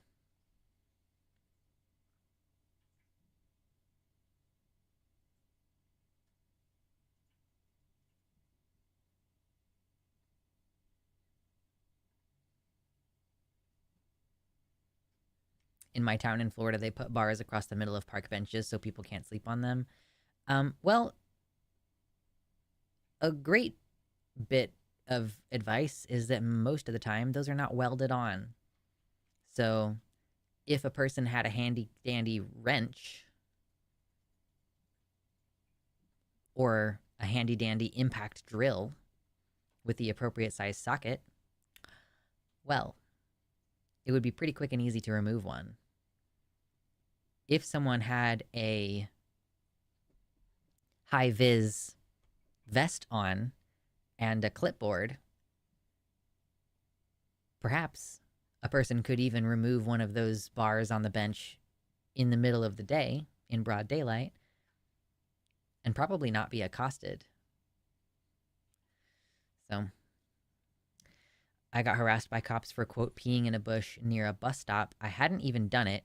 I had literally just arrived at the bus stop, and they decided to harass me after they were done harassing someone else. I'm glad I was able to just be like, I don't know what you're talking about. I literally just got here, until they got bored. Yep. Like, you're a poor person using a bus stop, and therefore, we're going to try to get you on something that you didn't do, essentially. Cops are nothing but gangs with government backing. Where's the lie?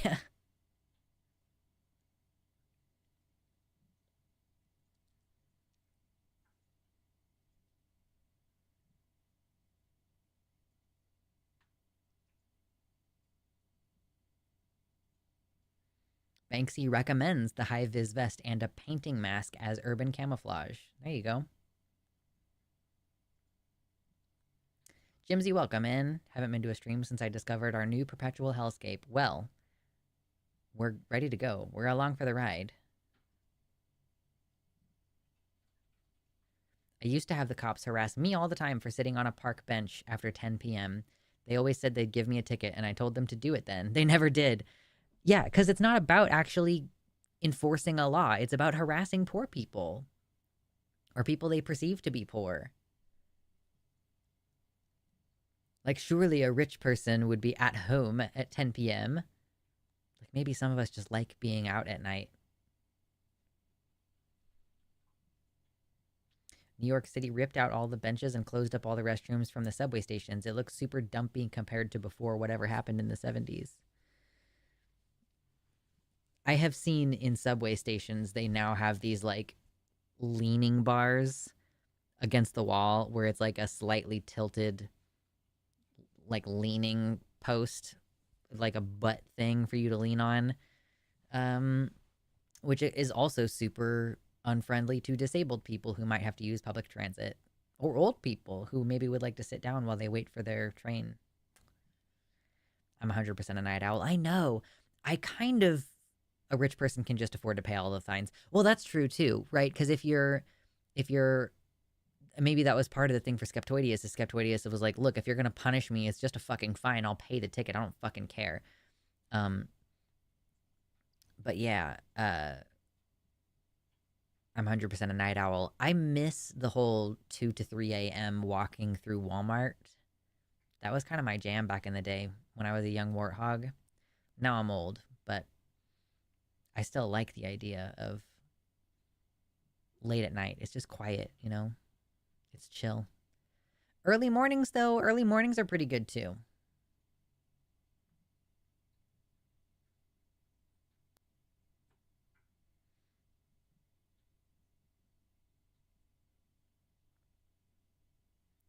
The law, in its majestic equality, forbids the rich as well as the poor to sleep under bridges, to beg in the streets, and to steal bread. Fucking true. I hate it when people say, like, oh yeah, it's also illegal for me, a straight person, to marry a man. Like, God fucking Christ. Like, it clearly only actually impacts gay people who want to get married, though. Jesus Christ. Like, well, it's also illegal for rich people to steal. Actually, no, it fucking isn't. It's like, there are carve-outs where basically rich people can just steal and it doesn't fucking matter. I'm usually in the Walmart as they open at 6 a.m. Nice.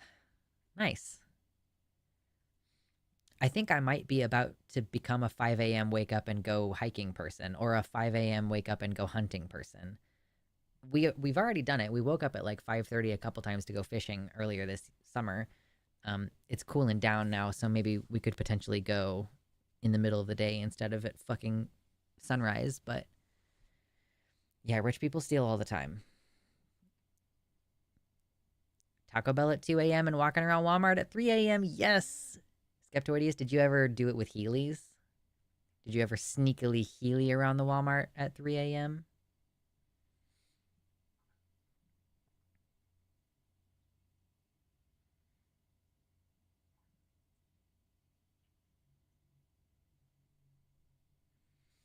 I think I might step away and use the restroom real fast. So let me tee up. You know what? I'm going to play for you the first few minutes of the podcast episode that I did with Demon Mama and Gayfesh. So I'm just going to play this for you for the next like 5 minutes. I'm going to go to the bathroom and just take a short little break for my voice, and I'll be back in about 5 minutes. But instead of putting on music, I'm just going to put on the podcast. Okay. Are you ready? Okay, bye. Chronometry calibrated. The gateway will open in 5, 4, 3, 2, 1. Analyzing data. Likelihood of parallel universes now at 1%. Continuing analysis of the many worlds hypothesis. Welcome to our show. I'm your host. Critics have called me terminally online, one of the most pathetic subhuman losers alive today, and the real-life version of the South Park Warcraft guide. But my friends just call me Gayfesh. Joining me for today's episode, she's the lineal devil of debate, the matron of Mercury, and the one true leader of the sex cult. Please give it up for Demon Mama. Hello. Thank you for having me today. Absolutely. And in the other corner, what do you get when you leave a dragon stash of gold in muddy conditions? Why, it grows moss. Hello, I'm Moss, otherwise known as Luxander. Thanks for having me. This season on the Many Worlds Hypothesis, we'll be digging into a certain Steve Rogers and his arc in the Marvel Cinematic Universe, beginning with his inaugural outing, Captain America: The First Avenger. So we've all just watched it over the weekend. We are ready to go. Let's get into it. Now, before we get into the movie itself, I know, Demon Mama, you did tell me you were going to be a little Mike Stacklasa in this. Look, I kind of hate superhero stuff these days. Like, I'm not like a lifelong hater. I used to really like comics a long time ago, and even some of the early Marvel stuff, I remember liking Iron Man really well, for example. But over the years, I've really soured on it, and I don't know. Yeah, I guess I'm gonna probably be the downer, the biggest downer in this podcast. And if you don't like that, I'm sorry. But also, I'll try to make it insightful at the very least. It's good to have a variety of opinions. I know Moss and I love this movie, right? Actually, I think, Moss, you're probably the biggest lover of this movie, right? I think that this might be my favorite Marvel movie, and this is keeping in mind that, like, I also am starting to get soured on the genre, but more in the sense of, like, kind of after Avengers Endgame, I felt like that would be a natural endpoint for you to stop regurgitating the same type of film over and over again. And this, like, it's been long enough now that I feel that these films are capital.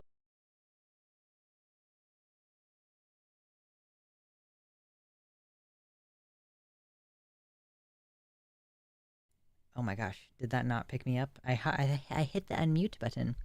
Yes, bathroom songs are out. Bathroom podcasts are in. Yes, can't hunt or fish. I'm in the city. A lot of cities do have ponds that you're allowed to fish at. I know. I'm not muted anymore. I was muted for a second. Oh, it's because I put mute on the computer audio instead of on my voice. They got so mad, apparently it scuffs the floor. Breaking in your Heelys might scuff the floor. But also, Walmart pays to have their floor re-waxed every fucking month. So anyway...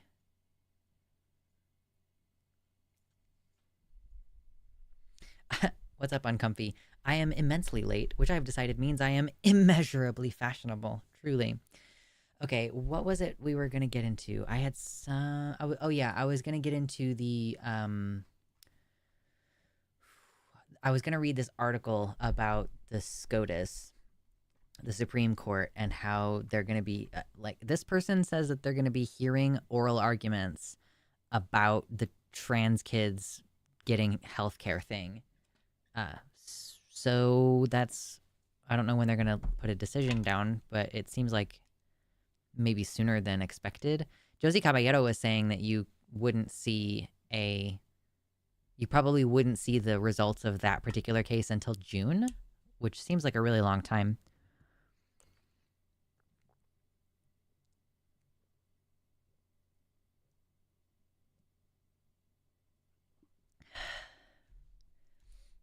I love that we share a common 2 a.m., go to Taco Bell, 3 a.m., go to the. We would walk to the Walmart, which is very silly now.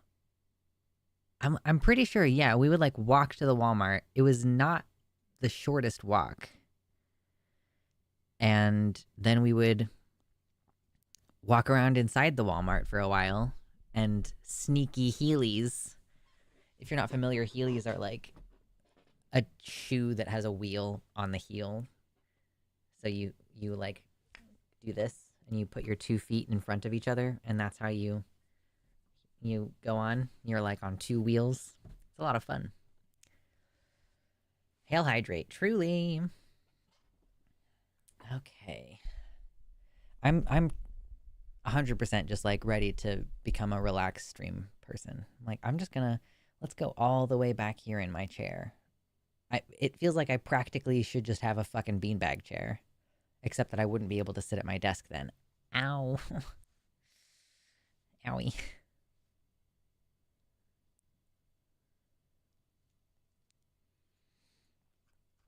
Okay, so this article is called "Conservatives Are Using Their Anti-Choice Playbook to Attack Trans People Too." Fucking could have told you that 2 years ago. Yes, the Republican Party has manufactured hostility against trans people. Last year, Tennessee Republicans enacted a law targeting trans kids' access to health care. Wow, that's insane. That color of green is insane. Senate Bill 1. Really? Senate Bill 1? It was the very first thing y'all did this session? Jesus.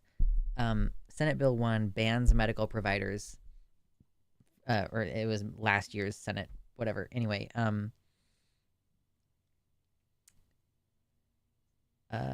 Tennessee Republicans enacted a law targeting trans kids' access to health care. Senate Bill 1 bans medical providers from administering puberty blockers or hormone therapy to minors if the treatment is intended to help mitigate gender dysphoria. Blah, blah, blah. The families of 3 trans teenagers in the state sued, arguing that Senate Bill 1 violates the Equal Protection Clause of the 14th Amendment by discriminating on the basis of sex. Tennessee argues that the 14th Amendment's protections don't apply here and that the law fits well within the state's broad power to regulate health and safety. So next week, the Supreme Court will start hearing oral argument in this case, United States versus Skrmetti, which gives the justices the chance to determine whether the government can prevent trans kids from getting medical care their lives depend on. Okay, let's see. So 2 years ago, Dobbs versus, blah, blah, blah, fucking Dobbs.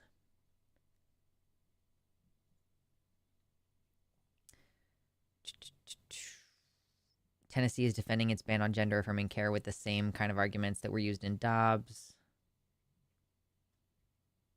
You know, it's really interesting that this is happening. The argument from Tennessee is that states have extensive and well-established power to regulate health, so courts shouldn't look too closely at how the regulation infringes on people's rights. So you're trying to have your cake and eat it too, where at the lower level you're saying, oh, the courts don't need to be involved in these regulatory processes. But then the Supreme Court recently said that basically courts have unilateral decision making in regulatory cases. Basically, the whole Chevron doctrine was the premise that regulatory agencies have the jurisdiction to decide how to interpret the law. Whereas recently the Supreme Court was like, actually, the courts are the only people who are allowed to interpret the law. So if there's ever question of what you're supposed to do at the FDA or the CDC or whatever, any regulatory body, that's now subject to the courts. So it's fascinating seeing that happen both ways. Where at the federal level, it's like, actually, we've decided that the courts need to look closely at every fucking regulation. And then the states are like, yeah, but, the courts, we don't really need them to be involved. You just don't really need to be involved. Like, those are contradictory situations.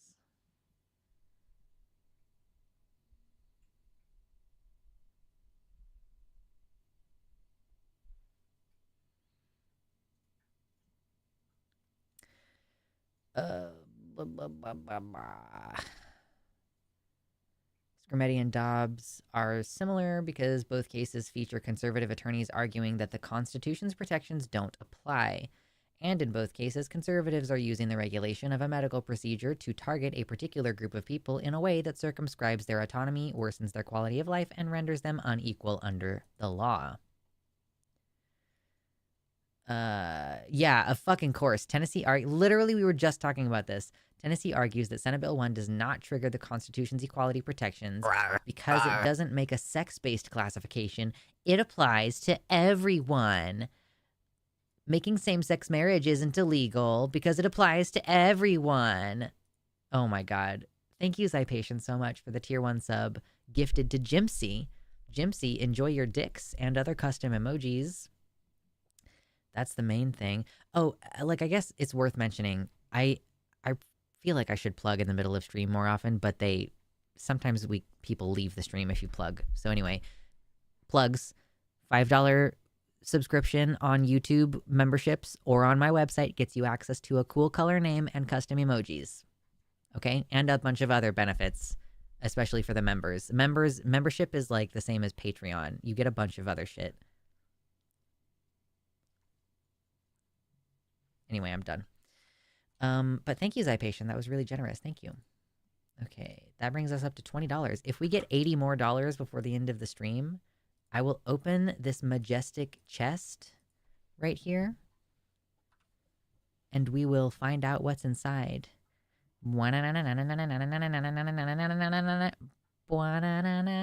Except not really. Secrets. And if we don't hit the goal, I'm going to take what's in there out of it, and it'll be something different next time.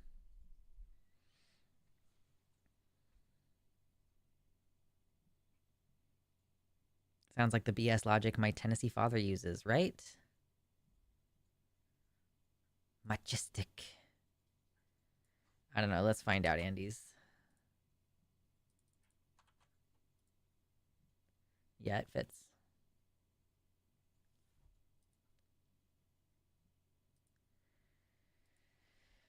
Oh, gosh. Okay, what else is in this? Blah, blah, blah, blah, blah. It applies to everyone.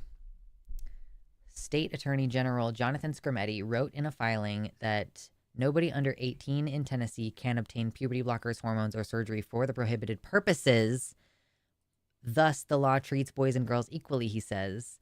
This is eerily reminiscent of the classic interracial marriage ban defense. Nobody can enter into a prohibited marriage, so the law treats white people and people of color equally.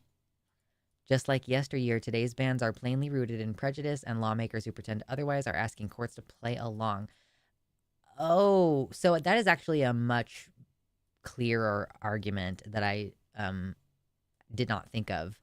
That, yeah, an interracial marriage ban affects white people and black people equally, and therefore it doesn't violate the protection clause. Oh, that's fascinating. There you go. Your name has now been changed. Now I just get to call you Psycho for short. Good choice. Let's see what else is in here.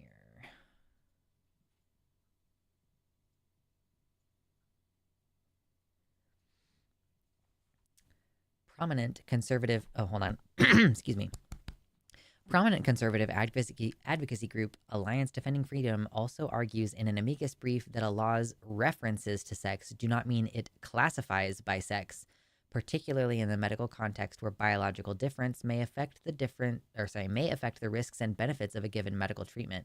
Well, but the thing is that you don't typically make laws about what medicine people are allowed to take. You let doctors and insurance companies make the decision on whether a patient gets a medical care. It's not like there are laws saying, oh, you are allowed to take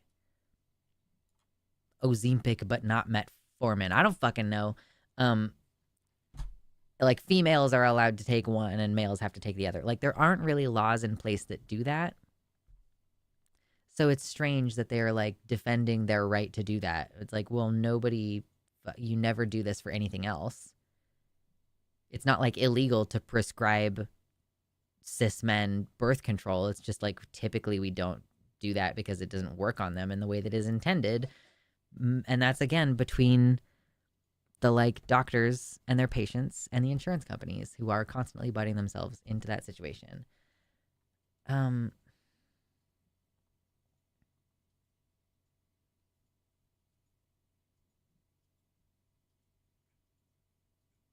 Well, sure, for controlled substances, I guess. I mean, it's not a rule about, it's not like you can't give these controlled substances to this certain type of person.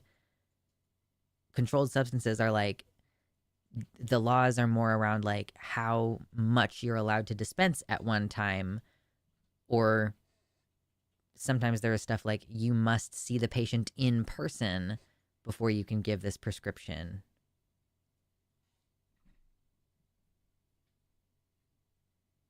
But it doesn't give you like, you're not allowed to prescribe this medication to this kind of person, to this class of person, or for this reason.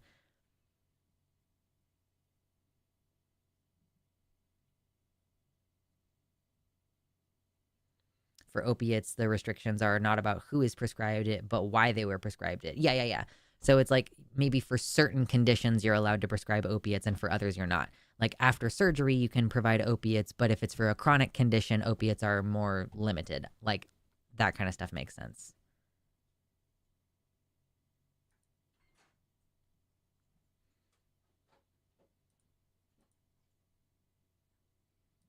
$68 concurrent viewers. Thanks for hanging out, y'all. Oh, now it's 69. That's pretty nice. It doesn't always update live for me.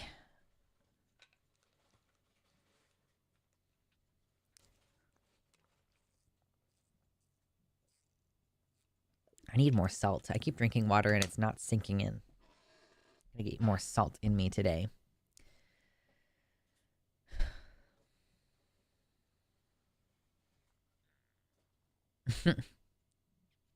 Okay. If both a boy and a girl are considering a mastectomy, only the girl gives up the ability to breastfeed her future child. That's not fucking true, actually. Men can be induced to breastfeed. Wrong. In making this argument, the Alliance exposes a bias that is central to the case. The purported harm that the law addresses rests on the assumption that girls are supposed to become mothers, and even a particular kind of mother, one who carries, births, and breastfeeds a child. This is pure, unadulterated sex stereotyping that the 14th Amendment does not permit. Oh, man. I am so mad that I care so much about like the logistics of court cases because I'm actually kind of interested in how these arguments are going to go. I might actually read the oral arguments for this case as they come out. Fuck me. God, why am I such a nerd? I hate this so much. Tennessee lawmakers in Scrimeti try to obscure the otherwise obvious gender discrimination issues by framing the law as simply regulating a medical procedure, much like the court's conservative majority did in Dobbs. Well, that was also horseshit, but whatever. If courts are focusing on the state's power over health and welfare, they're not focusing on the discriminatory climate out of which the law emerged, or how the regulation improperly limits the group's ability to live outside of prescribed gender roles. Dobbs avoided engaging with questions of bias or animus, or the conflict between abortion restrictions and the 14th Amendment's commitment to equal freedom and societal participation. The court's rescission of abortion rights similarly chose not to confront the illegitimacy of using state power to compel a particular performance of sex and gender. Yeah, so this is going to be fascinating. By the way, fucking huge shout out to Madiba K. Denny for that extraordinarily well written article. That was so good. But yes, those are. It just remains to be seen how things are gonna go. I'm probably gonna. I'll tell you if I read the fucking oral arguments, which I hate that I want to do that. It's like I watched Brown Jackson's confirmation hearings. Like, why did I watch that? I don't know. I am a civics nerd now, I guess, technically speaking.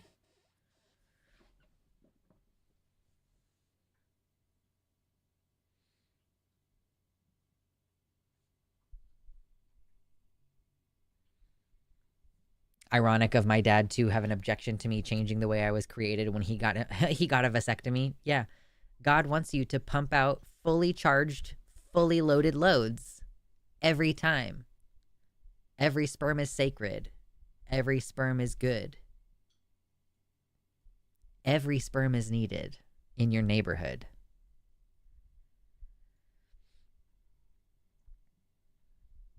Anyway. Something between being a civics nerd and a masochist. True, Milena. Hello, welcome in. Oh God, yeah. I like, would I care as much about this if I was not a member of the affected group? I don't know, man. Probably not. I would probably spend this time thinking about fiction more if I wasn't directly affected. Yeah, you've chosen a strange time to rejoin the stream.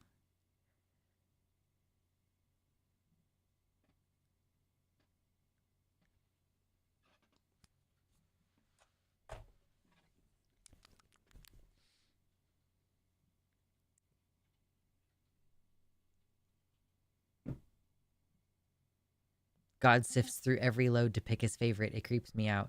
Well, not every load. Not every load. He only reaches in sometimes. Oh, thank fucking Christ. Blue Sky now lets you block people from the... that's not a kebab menu. The kebab menu is the 3 dots coming down. Or is that what it looks like? I think it is a kebab menu next to the post instead of having to navigate to their profile. Thank Christ. That's such good news. You can block people from the timeline instead of having to go to their profile and then block them.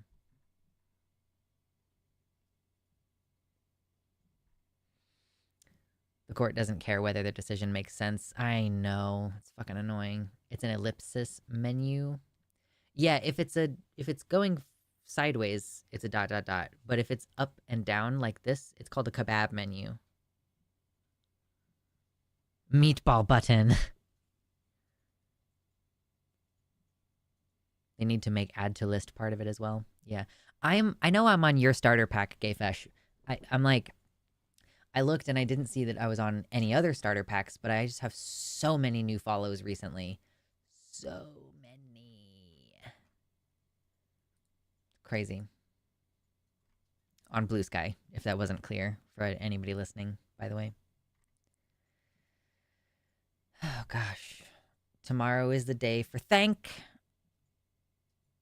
By which I mean playing World of Warcraft and enjoying not doing anything else. I'm on Riverboat Jack's starter pack. Yeah, I don't think I'm on any other ones except for yours, Gayfesh. But I wasn't like combing through all of the lists that I'm on.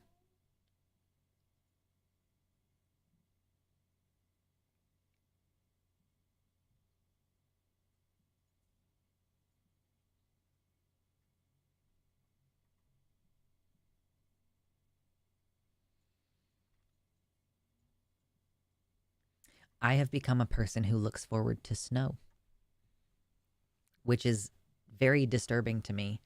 First of all, because it means that I have changed. Yeah, no, I got it. I know what a starter pack does. Oh, sorry, it was Milena who said that. Sorry, yeah. It's just like, yeah, you subscribe to the list and it automatically follows all of the people on the list. It's like a block list, but for following instead of blocking. What was I about to say? I was about to make a completely different comment that was totally unrelated to everything else that was going on, and the ADHD goblins are eating my thoughts. It's sideways at the bottom of the post. Okay, so it's an ellipsis menu, or a meatball menu, or whatever the fuck you call it when it's sideways.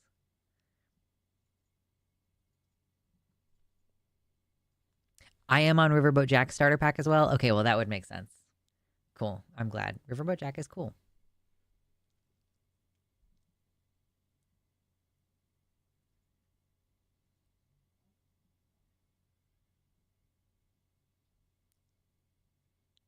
I keep thinking I have notifications,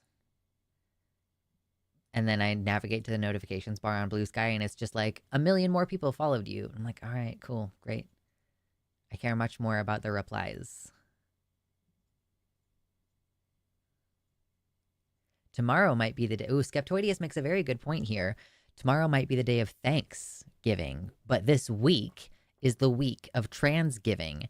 Have you given to a trans person yet? Skeptoideus is trying to start a new holiday where people can give stuff to trans people during Thanksgiving week, and it's called Transgiving. So if you give me $5, you will have fulfilled your duty this Transgiving. Although technically you should treat it like Hanukkah, where you do one each day. You know what I mean?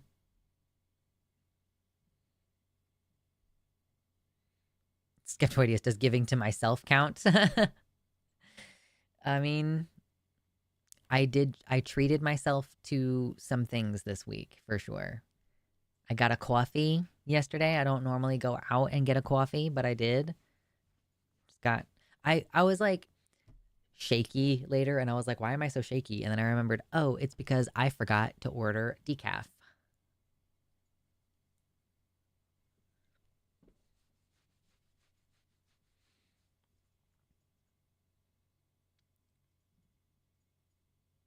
Does Transgiving Week mean we have quotas for how many people we have transed?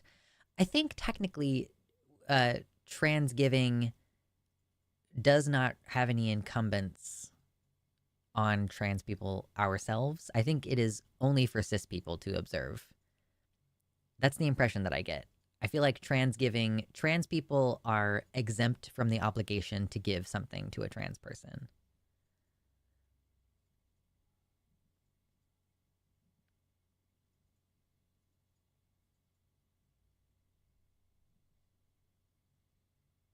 Covfefe is still a really funny term for coffee. Yeah.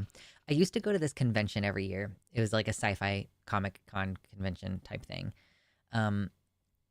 And it had a coffee place that was like, the way that it looked was like how a chemistry formula works, where there's like a little tiny 2 next to a couple of the letters. And so no one was ever sure how to pronounce it. So it was just very funny that it happened to be like, I think the second or third time I went to that convention, and Covfefe had happened. And so I just started calling the coffee place Covfefe, because they had free coffee. Obviously, you could go pay for a coffee at the nearby like Starbucks or Caribou or whatever. But there was a free coffee place, and because it was like we could never figure out how to pronounce it, I just started calling it Covfefe. It was good. Like, we went there pretty often because they had free coffee, obviously.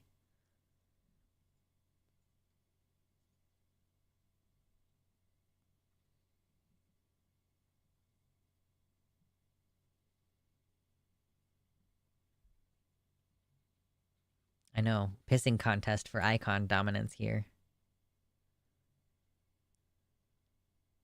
Goobers. I'm going out to eat for Thanks/Transgiving tomorrow. Already took out a sizable tip for my servers/ally since I'm a regular there. I hope that they have outdoor seating. As a palindrome, yes, you're very powerful as a palindrome. Kitty tick.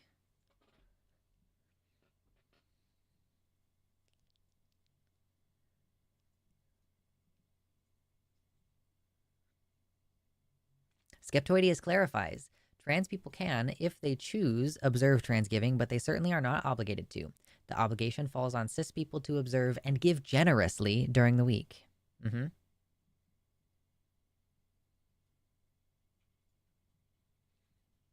We're establishing a new holiday. It's like Festivus. It has rules, okay? Moss. Oh, are you complaining? You want me to give you a star? Listen,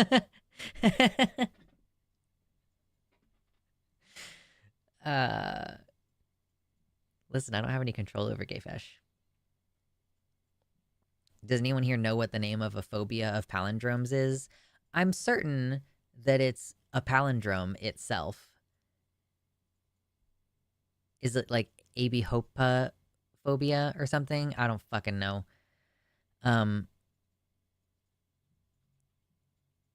Yeah. Yeah. Also, there's a word for a fear of long words, and that word is so long. Whoever names these things is kind of sadistic.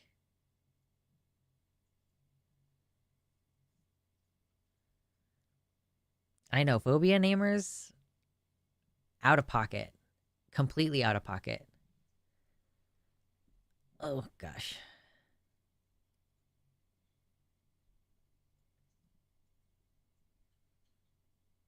Ibophobia is a joke word, to be fair. Is it really?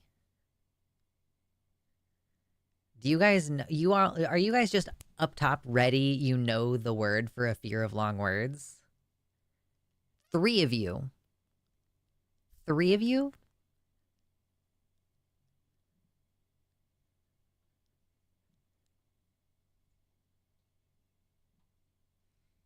Okay, Gayfesh Googled it. Baphomet knew it from memory. I'm the hip hoppopotamus. My rhymes are bottomless. True. My rhymes are so potent that in this small segment, I made all of the ladies in the first 2 rows pregnant.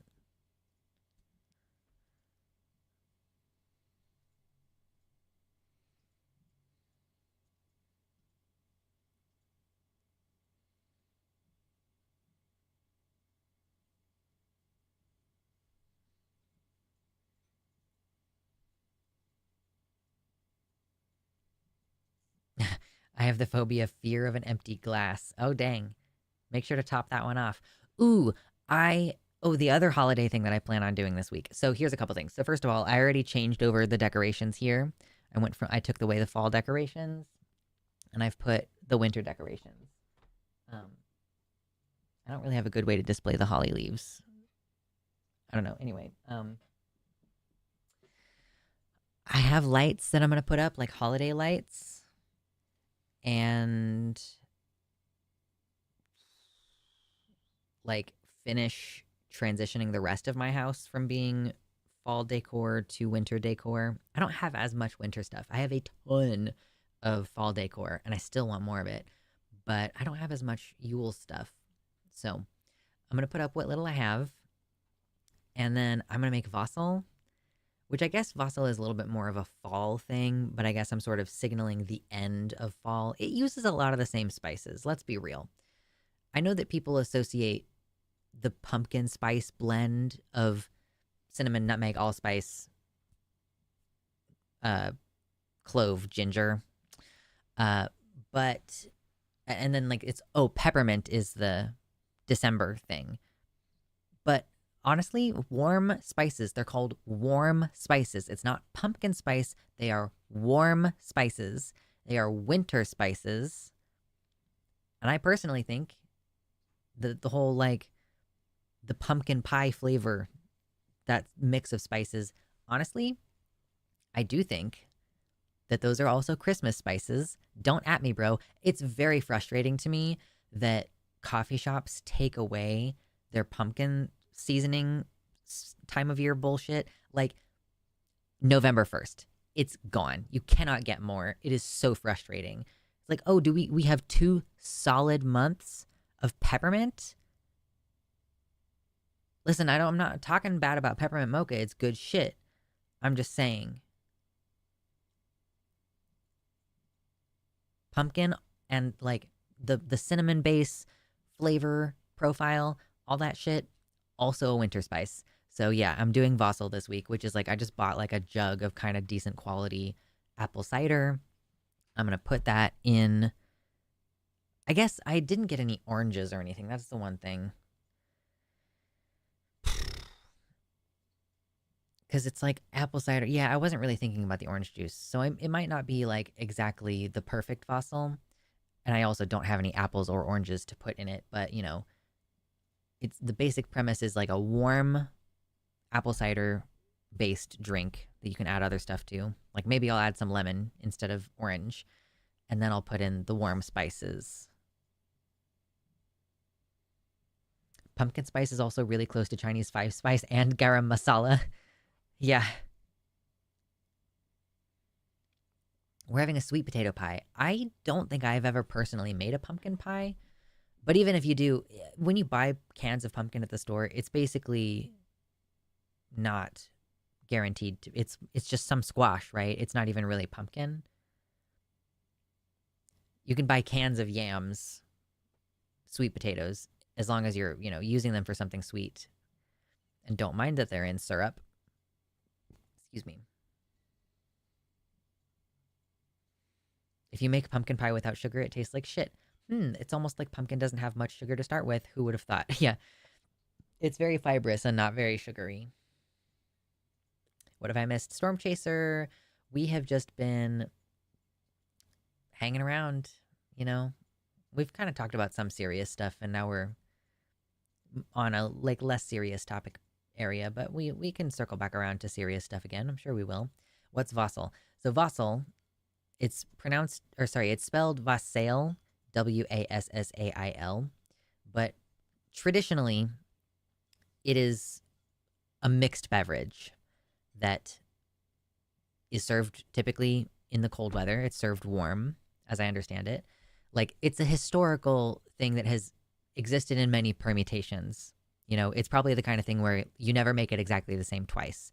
So you would maybe put apple cider, maybe orange juice, maybe beer, or like variations thereupon. Maybe maybe you spike it with a little bit of whiskey, but that's not like, it's like a punch bowl is the intention, is like it's a served in a group setting punch bowl type drink. So yeah, oftentimes we'll have like some milder alcohol in it, like beer or something along those lines.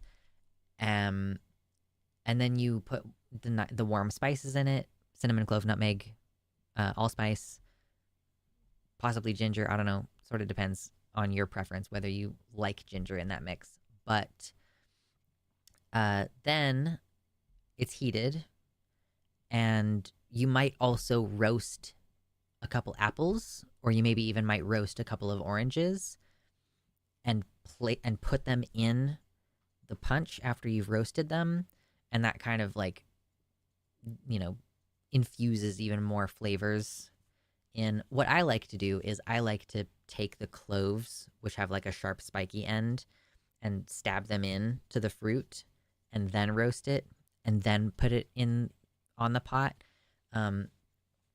Yeah, and if you want, you can take that, you can strain that stuff out later if you feel like it. But it's served with a ladle. You ladle up a cup, and it's a warming beverage, mildly alcoholic. You don't have to make it with alcohol in it. Like, I'm not gonna make mine alcoholic this year. I might spike my cup with some whiskey, but I'm not gonna like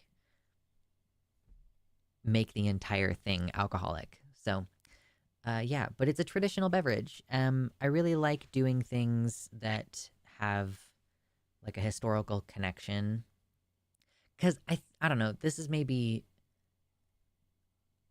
I mean, it's an observation that I've made before, that white folks don't really have a historical cultural context, at least in America.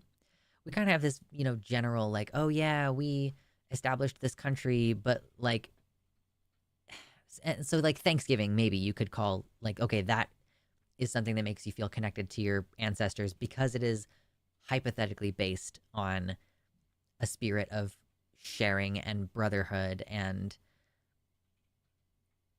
like good times and being thankful and whatever, blah, blah, blah.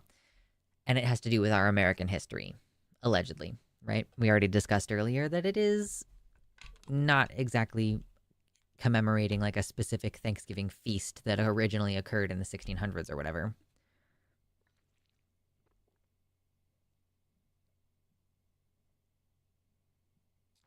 Yeah, it's like extra mulled cider. Yep, for sure. Uh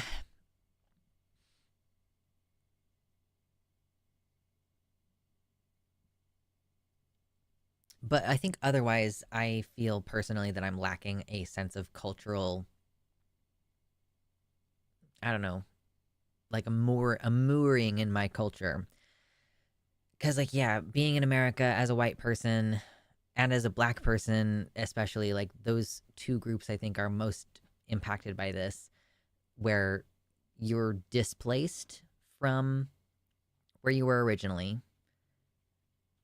and like for whatever reason, I don't know, I might be descended from someone who came here on purpose and was like fuck the Indians, whatever, I don't know. But like being taken, removed from your original cultural context, and then not having that connection kept up. Like I don't know if I have family in Europe, I've never met them. If I do, and I think it was long enough ago, that probably there is no material connection between us, except for like maybe a very loose DNA connection, right? But I would like to feel connected to like a lineage of humanity and like I guess Europeans, in the sense that that's where my people are from, like Germanic, English, kind of that's my cultural roots. So yeah, that's kind of part of why I like this stupid fucking let's make Vossel during the cold part of the year, and why I'm like, I am going to pay attention to things happening outside, because that like also creates a physical connection to what's going on now. Yes, we need more witchcraft in our culture is kind of what I'm saying. I used to fucking not like Christmas decorations, and now I do, because I'm like, oh yeah, that is an ancient tradition that I participate in. It doesn't have anything to do with Christianity. It's much older than Christianity. TLDR, I'm a Euro pagan. True.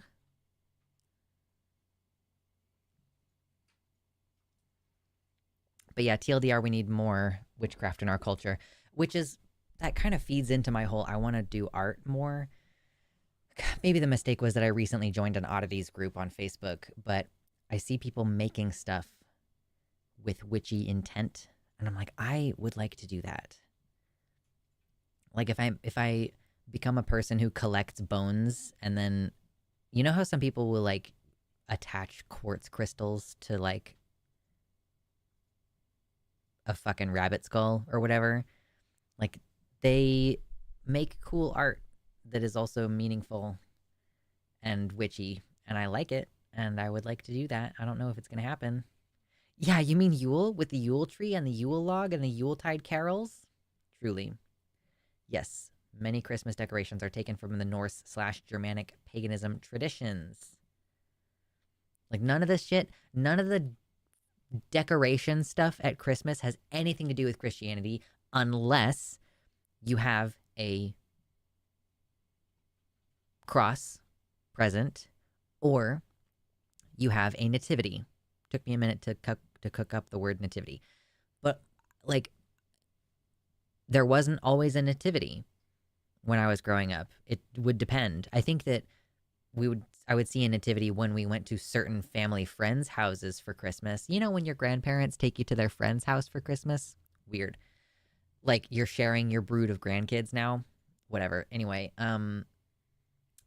yeah, so like nativities were something I would see when we went elsewhere, but we didn't really have them at home. We kind of have cowboy culture for me, coming from northern Arizona, only about 150 years of history, but some, true. No hurting the bunnies. Listen, what I'm saying is I might become the kind of person who pulls over when I see roadkill so that I can process the roadkill for its parts. Like, that's the direction that I'm heading as a human person, and it's quite interesting. I feel like I'm along for some ride as I continue to change over the last couple of years.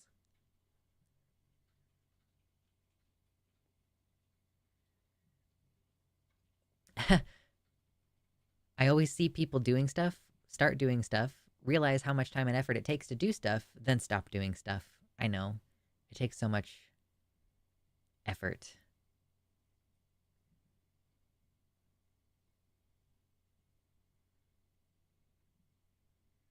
Not for dinner, for their bones. You goober. I'm not saying I'm gonna pick up roadkill and eat it. I'm gonna pick up roadkill and steal their bones. And possibly their fur if it's salvageable. Goober.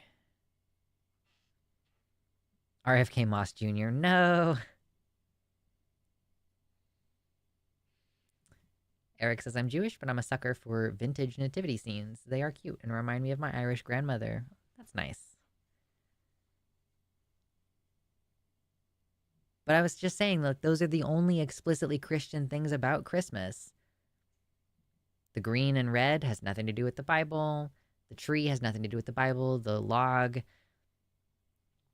Like, the stocking doesn't seem to have... It's not like a very old tradition, but it is also not an explicitly Christian tradition. The stocking, specifically.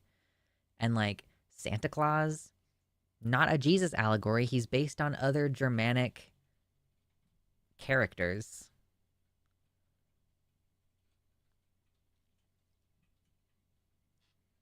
Yeah, maybe this RFK guy was onto something.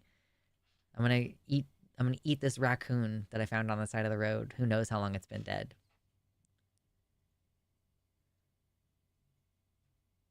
Ooh, I remember Ocean Keltoy. Isn't he like a...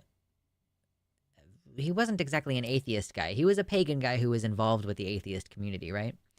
He's been complaining for 10 years about hordes of neo-Nazi Asatru wannabes causing huge problems for pagans because there are so many of them. Yeah, you know, there's like those things that you can buy that have like a bunch of runic symbols on them. I feel like I can't buy anything like that because I do not know what that shit means. I don't know what they mean. I have eaten roadkill, but only because I knew it was fresh. Listen, I'm not going to judge you. I'm not here to judge you.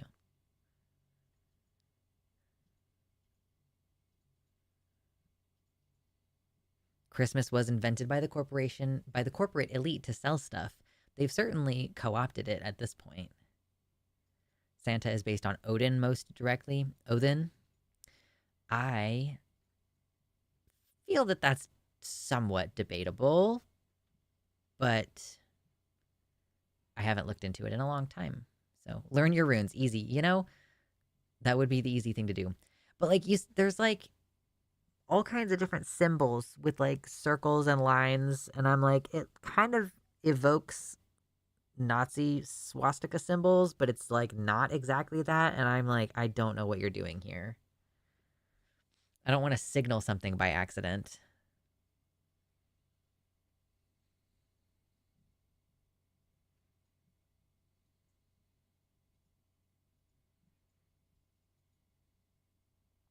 My friend, when he's in Canada, gets a hard time for his runic tattoos. He's Sammy from Arctic Norway and got them before the current rise of Nazis using it more. Oh, that's so frustrating. Oh, that's awful.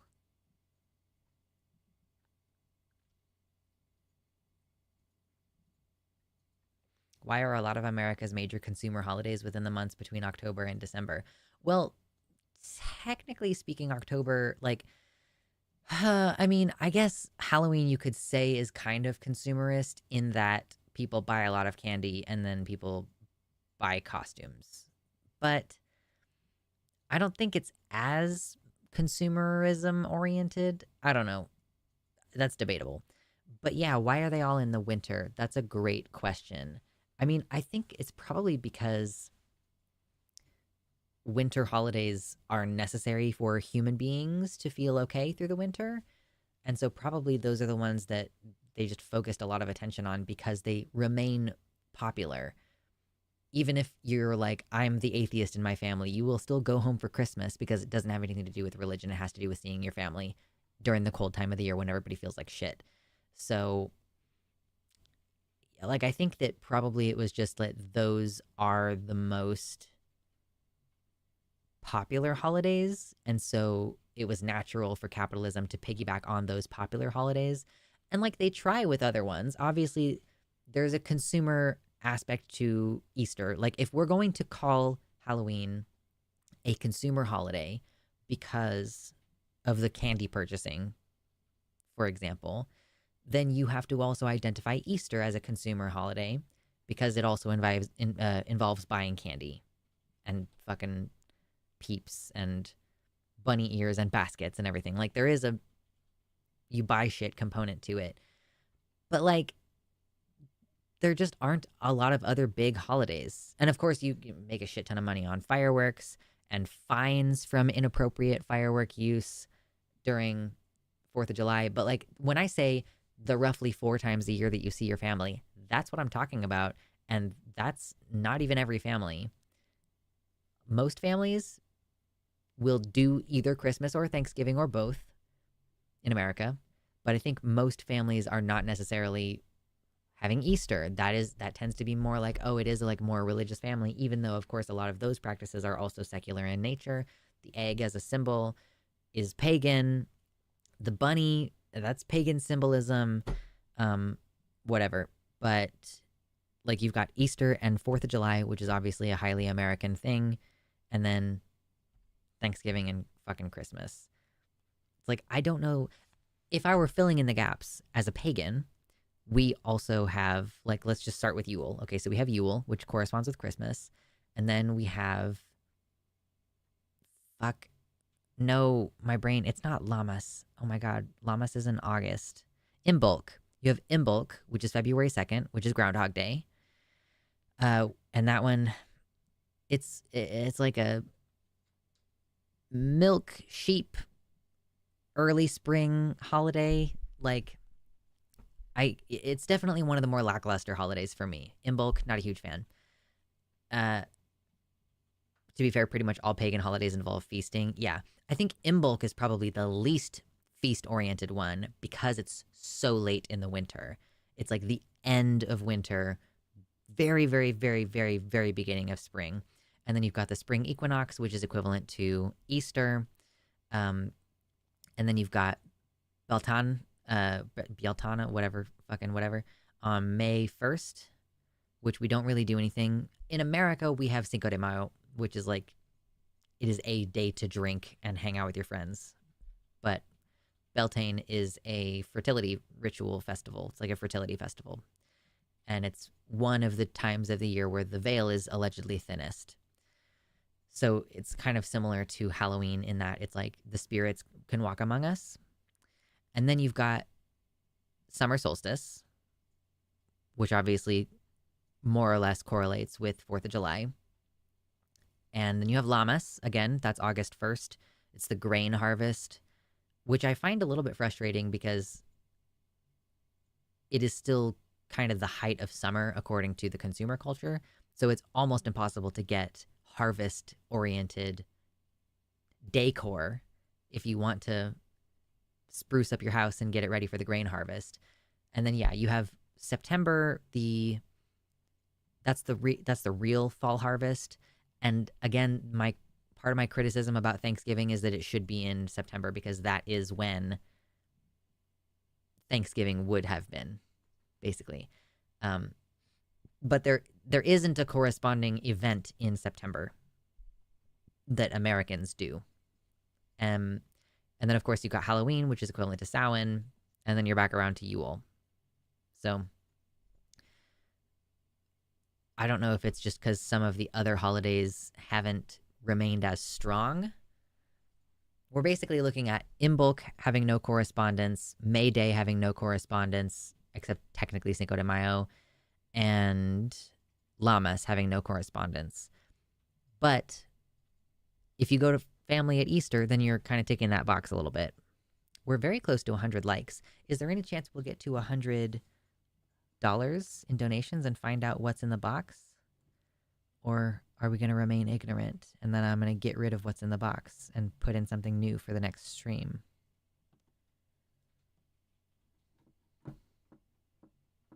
What if it just ate my hand? It's actually a mimic, it turns out. There's nothing inside of it except my toes, which it bit off. That's the joke. May Day is Labor Day anywhere in the world except the US. Okay, yeah, we have Labor Day in September. So I guess technically, yeah, we've got like a 3-day weekend bank holiday in September. Mabon is a sexy time holiday? I didn't know that. I was kind of under the impression that Beltane was the sexy time holiday, where like going and having sex in the woods is part of it.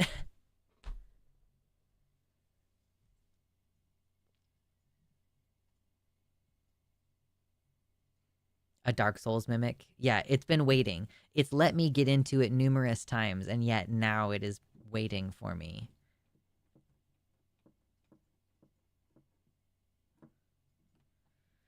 I don't know if we're going to get there today, guys. We only have an hour until the scheduled end of the stream, and I have been very tired lately, so there is a good chance that I will end the stream early. Might be mixing up Beltane and Mabon. Yeah. Some of the holidays are kind of similar, and I try to collect from a lot of different sources, and I don't know how, like, legit any of them are necessarily. Good night, Sam. Unions should embrace the maypole. True. There is irony about Labor Day not being on May Day in the US, given that it's the anniversary of the Chicago Haymarket Martyrs. That is a good point. I feel like labor history is something that we should teach more of. You know? Made it back before stream ended. True, Kitty Tick. We typically go until 7... Or sorry, we typically go until 8 my time. I've just been real lazy and tired lately.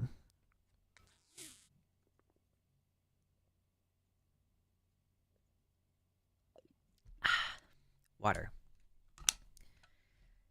It's good for you. Did I drink my coffee earlier? Yes, I did finish my coffee.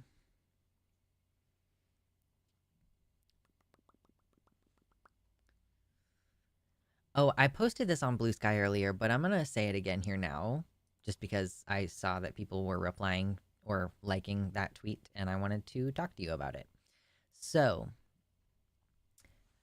I want to assert that it's really important to do things for yourself, specifically to do things which require effort from you. Part of the reason why I was thinking about this is that, you know, again, with our consumerist culture, we tend to think of like, oh, self-care is buying yourself a treat. You know, it's like going to get your nails done, or buying a book or a video game you've been wanting to buy, or getting yourself a coffee, which is like really fast, and it's like an immediate but very short sense of gratification. And I think that it doesn't sink in as well, my personal opinion. I think that doing things for yourself which require effort are going to be good for you. Like, I gave some examples on my post, is like taking extra time moisturizing after your shower, like making sure to pay attention to the fact that this is something that you're doing because you care about yourself, you want to maintain the health of your skin, like be in the moment for that feeling. Or like, one of my primary things that I do for myself is I will cook myself something. Obviously, it's part of my love language that I like to cook for other people, but cooking for myself is also a way to show myself love. And maybe it doesn't have to be complicated, but scrambling some eggs for myself, I could boil those eggs and mostly not pay attention and like leave the room and get on Facebook until the eggs are done. But frying up the eggs doesn't take very long. And it's like a thing that you're doing to care for yourself. And then like dressing up or putting on a full face of makeup, appreciating yourself in that, like focusing on things that you like about yourself and focusing on the feeling of what it feels like to truly take time and put effort into yourself. Because I think a lot of us take a lot of time and effort for other people. But I think it does make a huge difference if you're like, I'm going to give myself something. And to be clear, it's not like just doing something you enjoy for a while, you know? Like just doing a thing that you enjoy is not what I'm talking about. Yeah, exercise, that's more along the lines of what I mean, because I did put go for a walk on the list. Like exercise takes effort. And sometimes when you struggle to do exercise, you have to think about, what are my motivations? What am I thinking about? I am caring for my body because I want it to look a certain way, or I'm caring for my body because I want to live longer. Like, yes, exercise for sure falls into this because it's something that you're doing to improve yourself or your situation. Like, specifically to show care for yourself. Like, ultimately, above everything, that's what I'm trying to do. Like, how to demonstrate that you care for yourself by performing some kind of act toward self-care, something that takes effort, something that takes time, something that takes thought, that isn't just buying yourself a nice treat. You can still do that if you want to. But like, how are you demonstrating care to yourself? It has to be more than just, it's like, we all understand that the dad who doesn't have custody of his kids and every time he sees them, he's like, well, do you want to go to McDonald's? Or like, I'll buy you something for your birthday. That gifts, buying shit is not a replacement for like love and care, right?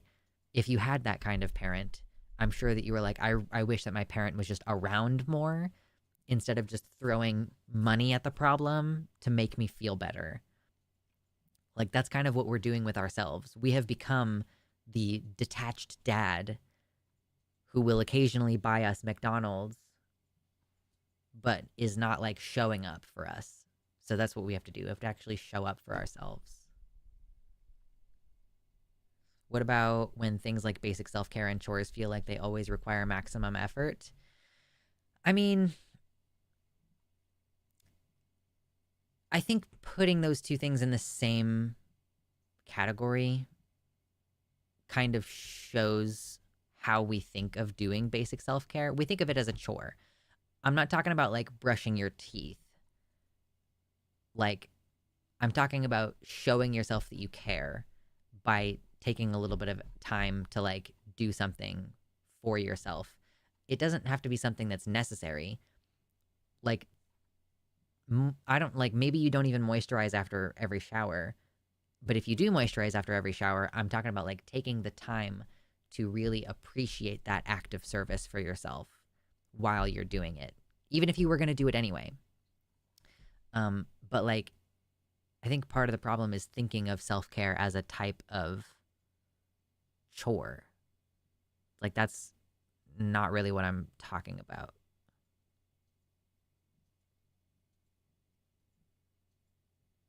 TBH, I haven't wanted to lift a finger for myself since the 5th.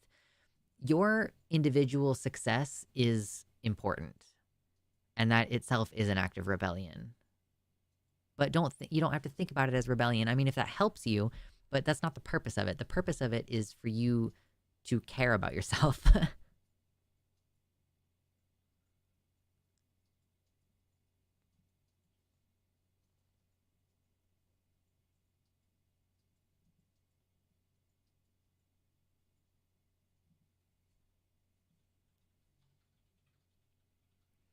Noah says self-care is really important for autists like us, Moss. Gotta keep the head above water or I am useless to anyone. Yeah.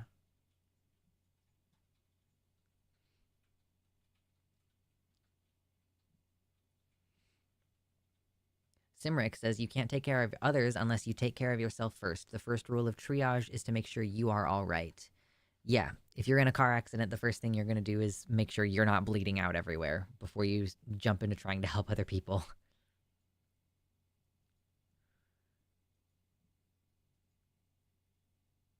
My self-care today was talking to my doctor about getting in the pipeline for bottom surgery. Nice. That is a very caring action to take for yourself. Making sure to address your needs.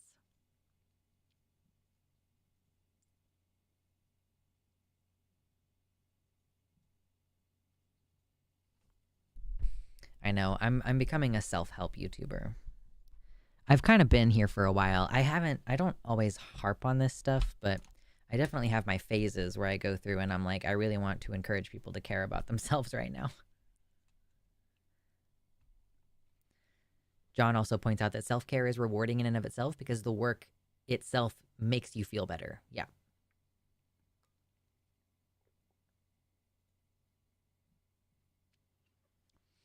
One thing that made me notice I don't do self-care was that I spent 20 minutes styling my friend's hair all cute, but I never do that for myself. I deserve to feel I deserve to feel cute too, you know? Yes, exactly. That's the thing. It's so easy to show other people care. It's so easy to show other people grace. To be like, they make sense. Like I'm not going to be hard on my friend or some other person. But we don't give that same indulgence to ourselves. We don't acknowledge that, well, of course we made a mistake because we are a human being and that means that we're not perfect. We beat ourselves up for our mistakes instead. Mistakes that we would not hold other people to blame for. Why are we different? Why are we treating ourselves differently?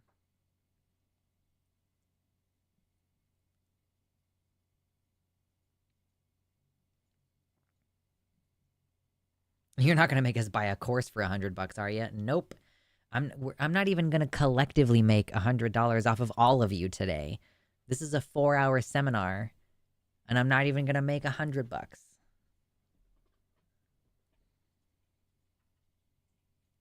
I feel like there's short and long-term self-care.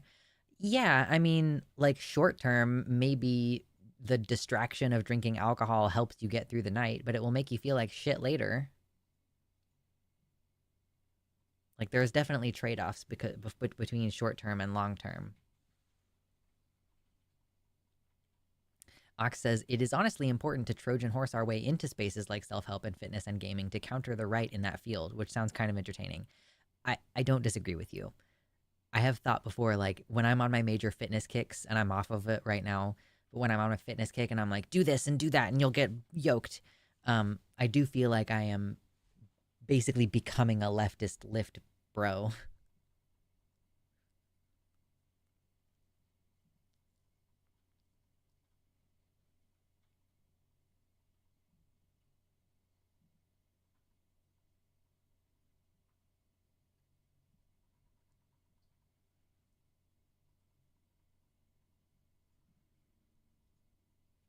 We are always our own worst critic. That's so true. That's what I'm saying. Dude, I just went to the bathroom an hour ago because I keep drinking water. I have to go to the bathroom again. I need more salt. That's going to be my mission as soon as I get off stream is consume some salt.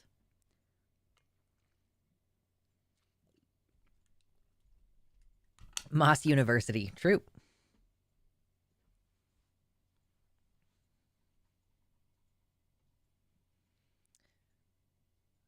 I want to start a YouTube channel focusing on being fit and a leftist. Simric, when do you make time to go do cardio in the park?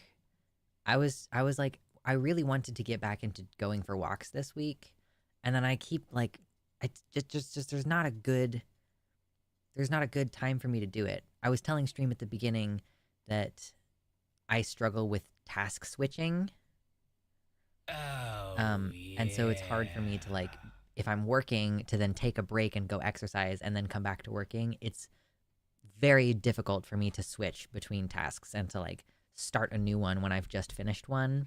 I don't know why, but there's a lot of in between time. So I'm trying to figure out like when is the right time to go out for a walk. I think it has to be fucking as soon as I wake up in the morning. Honestly, I'm not really sure how else I'm going to do it. Yes, shout out to Swolesome. I can't remember the dude's actual name right now, but yeah, he's super cool. He's trans, he's swole, and he's wholesome. It's good. Thank you. Nadia Yvette Chambers gave me another $2 super chat. Says maybe it won't happen, but you should have got more. It's okay. We're getting into the holidays.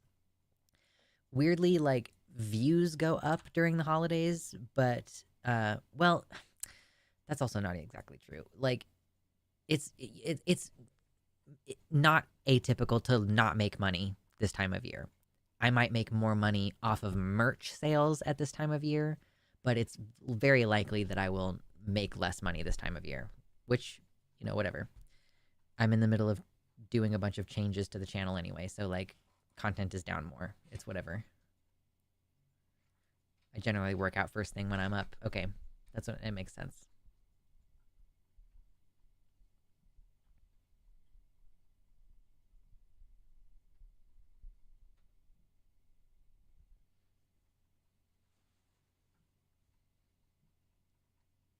I read something about Vosh and White Nervosa working on an app. I mean, I think that it's been in development for a long time. People have been complaining about the fact that you can't get on the website on the mobile client very easily for forever. Like, it's been a problem since my website was made. Like, so yeah, it makes sense that they would be working on an app.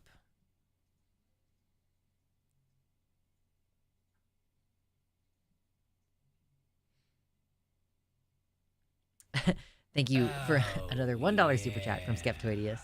Appreciate you guys. Got the Takis fans in here. Now we're at $23 for the total for today's stream. And like rent is due this week, so I completely understand. People don't have disposable income always at the end of the month. Not a big deal at all. I should go in and check. I've never checked, but if I...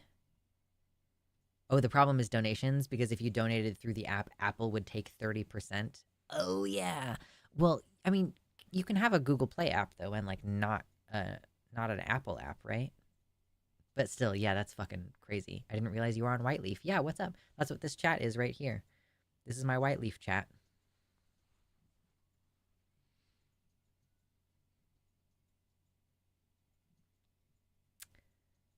Yeah.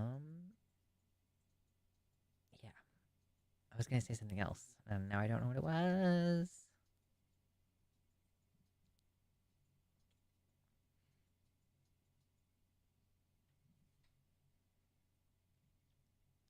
I wonder if I should start posting my more vlogish content on my second channel. I thought it was Twitch chat. No, I do not stream to Twitch. I have thought about it. People have asked me about it.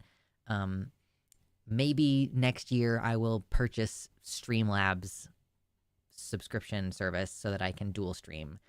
I am not prepared to do that right now, but it's definitely on my mind. But no, I stream on YouTube, and this is my website chat. So that's all.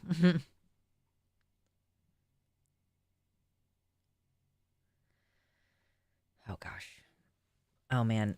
I got my nips pierced this weekend, and they're starting to, like, be itchy, which I guess is a good thing, because I am assuming that means it's healing well. But, man, they itch. YouTube claims to take 30% of donos, but actually takes 50%. I know a YouTuber figured it out. She only uses Streamlabs for donos. They only take 10 or 20%, I think. Yeah, so I as far as I can tell, YouTube takes between 30 and 40% of donations. And for a while, I did not have YouTube Super Chats available. And I actually activated and then deactivated memberships as well. But I figured that there were probably a number of users who would be willing to donate through YouTube, but would not be willing to go the extra step of coming to my website, which my website just processes through PayPal, and you only have to deal with the PayPal fees. So, I am getting proportionally a bigger amount of your donation. A greater percentage of the money that you send actually goes to me if you go through the website. However, I think I was still losing out on money, even though I would not be getting all of the money or even close to all of the money through YouTube donations.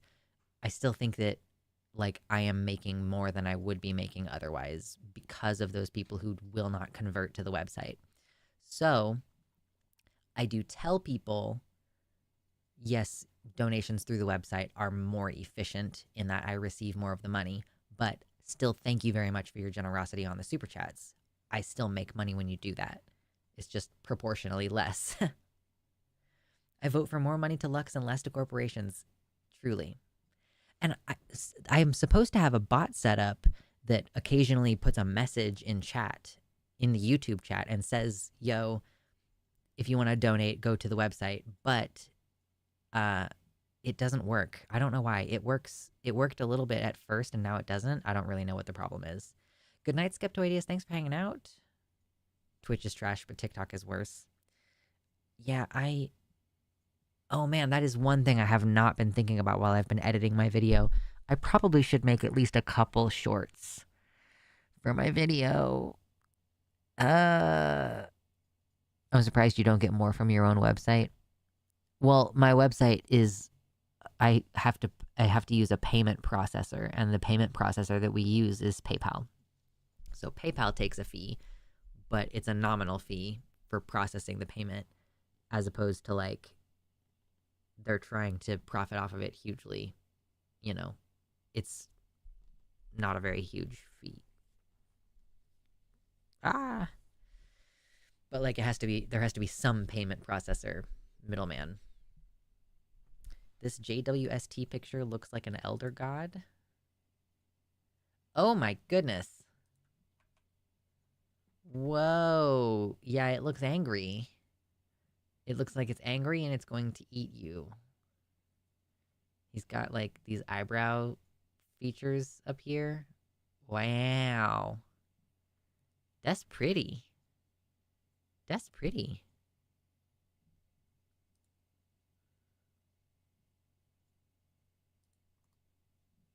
That's cute.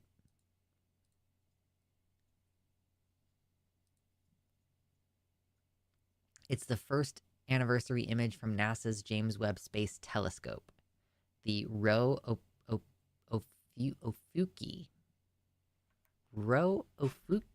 Cloud Complex. Wow, it's so pretty.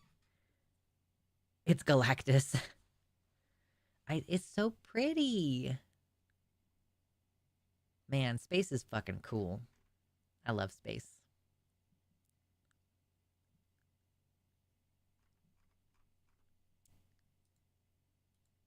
There's an old remix of Markiplier talking about how cool space is. And now that's going to be stuck in my head for at least a little bit. PayPal takes a minute to use and doesn't accept all my cards. Yeah. Like, PayPal is pretty quick for a lot of people, but a lot of people don't want to shift platforms.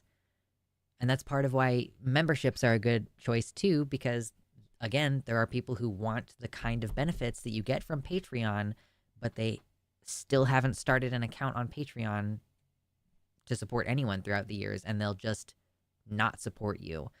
So you have memberships, you have super chats, so you get those native users on YouTube that don't want to convert over, because you don't always get conversions.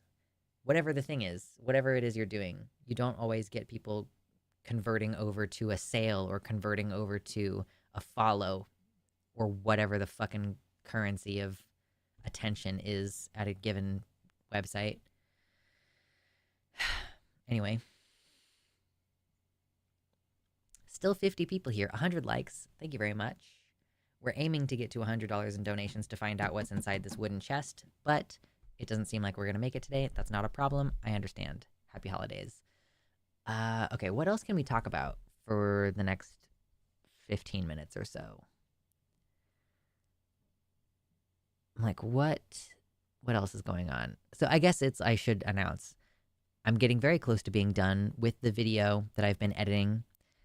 I'm starting up a dragon review series on the main channel, which is this channel, but like on the main upload schedule. And the idea is we're going to watch a movie or a TV show and review the dragons in it, review the lore, talk about it, blah, blah, blah. Video analysis, okay? Media analysis video essay. And then this video is setting up that series and like kicking things off and showing some examples of different types of things from different dragon movies, but not going in depth on anything in particular. And it's a short-ish video. It's probably only going to be like 15 minutes long. It has taken me a lot longer than I'm meant for it to be to work on it, but basically this weekend I'm going to try to finish it. And I'm pretty close to being done. the whole sound design. I need to do music for it, which is obviously going to be relatively time consuming. So I have to go back through it and make sure all my transitions and everything are nice, make sure there's not any clips I missed. And then I'll put in music. And then I have to come up with some thumbnail and title ideas and then make those, obviously. But I'm planning, if possible, to have it out on Monday. So if I can accomplish all of that, my plan is to upload the video on Monday. It will be a YouTube premiere, whatever you want to call it. So there will be the little live chat. If you want to watch it when it first comes out, there will be a little live chat. Yeah, so that's kind of the plan. I obviously might not be perfect about that because I am also planning on resting a bit this weekend. I also deserve a break. So I'm going to try to get it out Monday, but it might be later in the week. And then there will be a members only and patrons only extended version on either YouTube membership only page or Patreon. Both of those. So, and that'll come out like a couple days after the primary release. So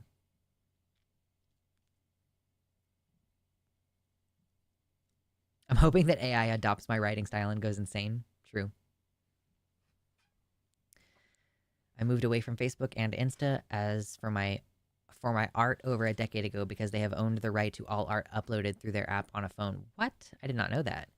Now Twitter gets to use anything on it for AI learning. Feels like there isn't anywhere safe for artists on the internet. Yeah, Blue Sky doesn't do that, I don't think.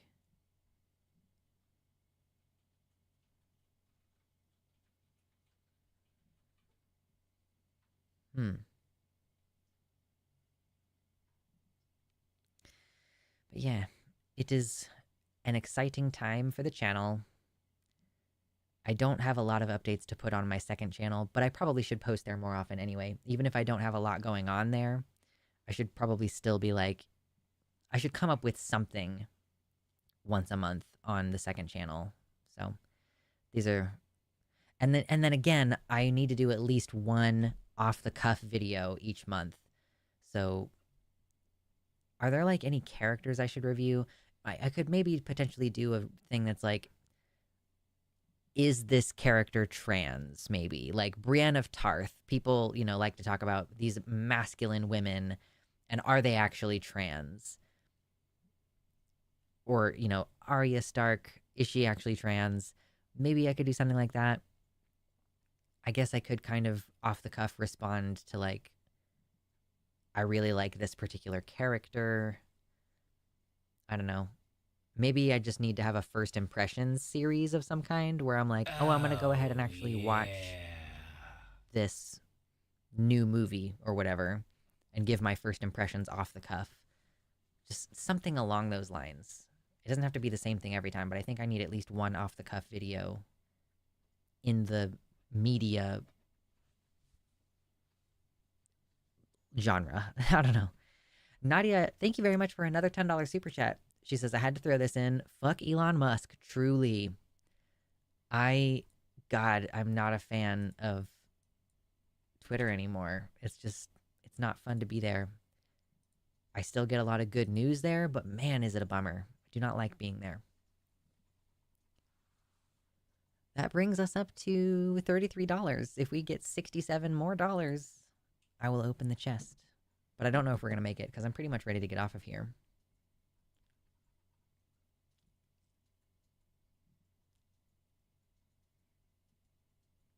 I sometimes like to think Hypatia might have been a trans guy because of her famous "I hate my period" quote. True.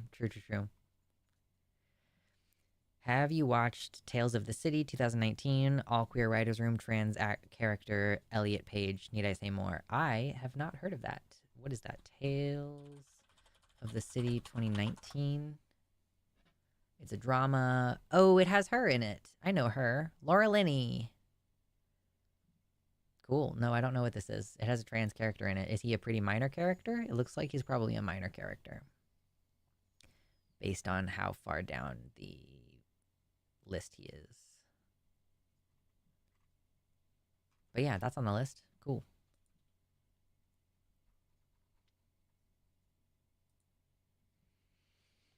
So, yep, these are the things that I'm thinking about.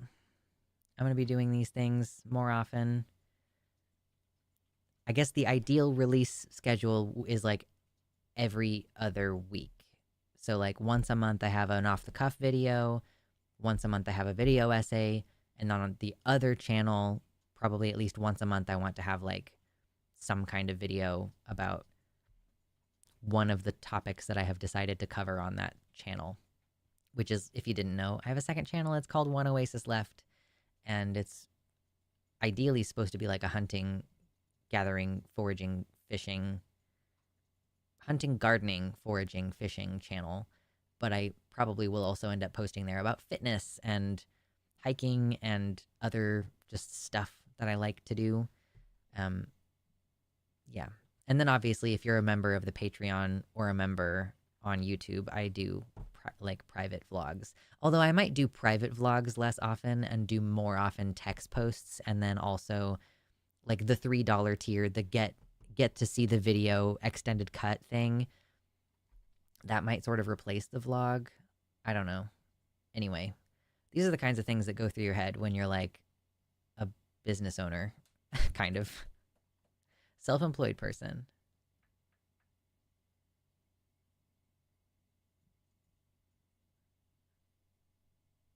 If AI is going to replace me, it would be nice if it would at least bring home a paycheck. Yeah, start charging AI rent.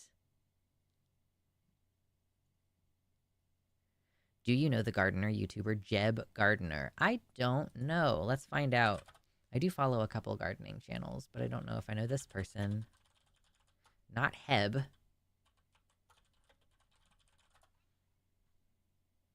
Yeah, no, I hadn't heard of him before.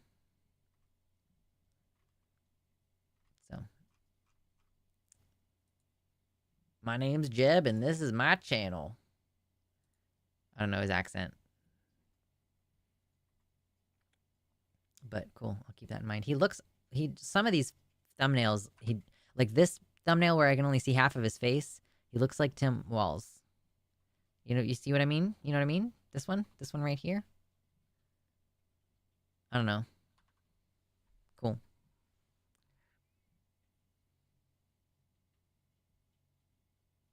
It was so funny for me to finally know who Neil deGrasse Tyson was, but I had been listening to his voice since my childhood on Star Talk.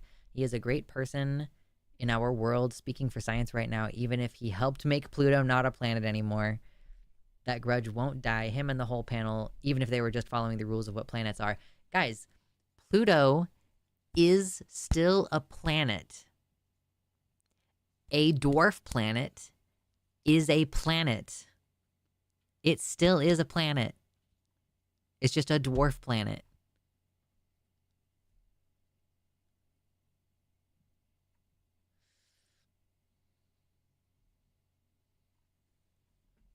Anyway. Well, I guess that's basically it for today.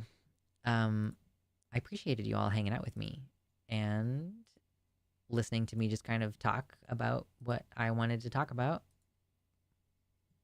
Haha. Thank you for your donations also. Everybody who hit like, thank you very much. And yeah, I'm planning on seeing you all on Sunday. Have a good Thanksgiving in between now and then. And then Jesus fucking Christ is going to be December. Is it? No, so Sunday is the last. No, the next time I see you, it will be literally December. Wow. Fuck me. Okay, cool. So I will see you guys in December. Jeez. Happy Thanksgiving. Happy Thank. You're like a hedgehog. Tenric is still a hedgehog. I don't know anything about that biological classification.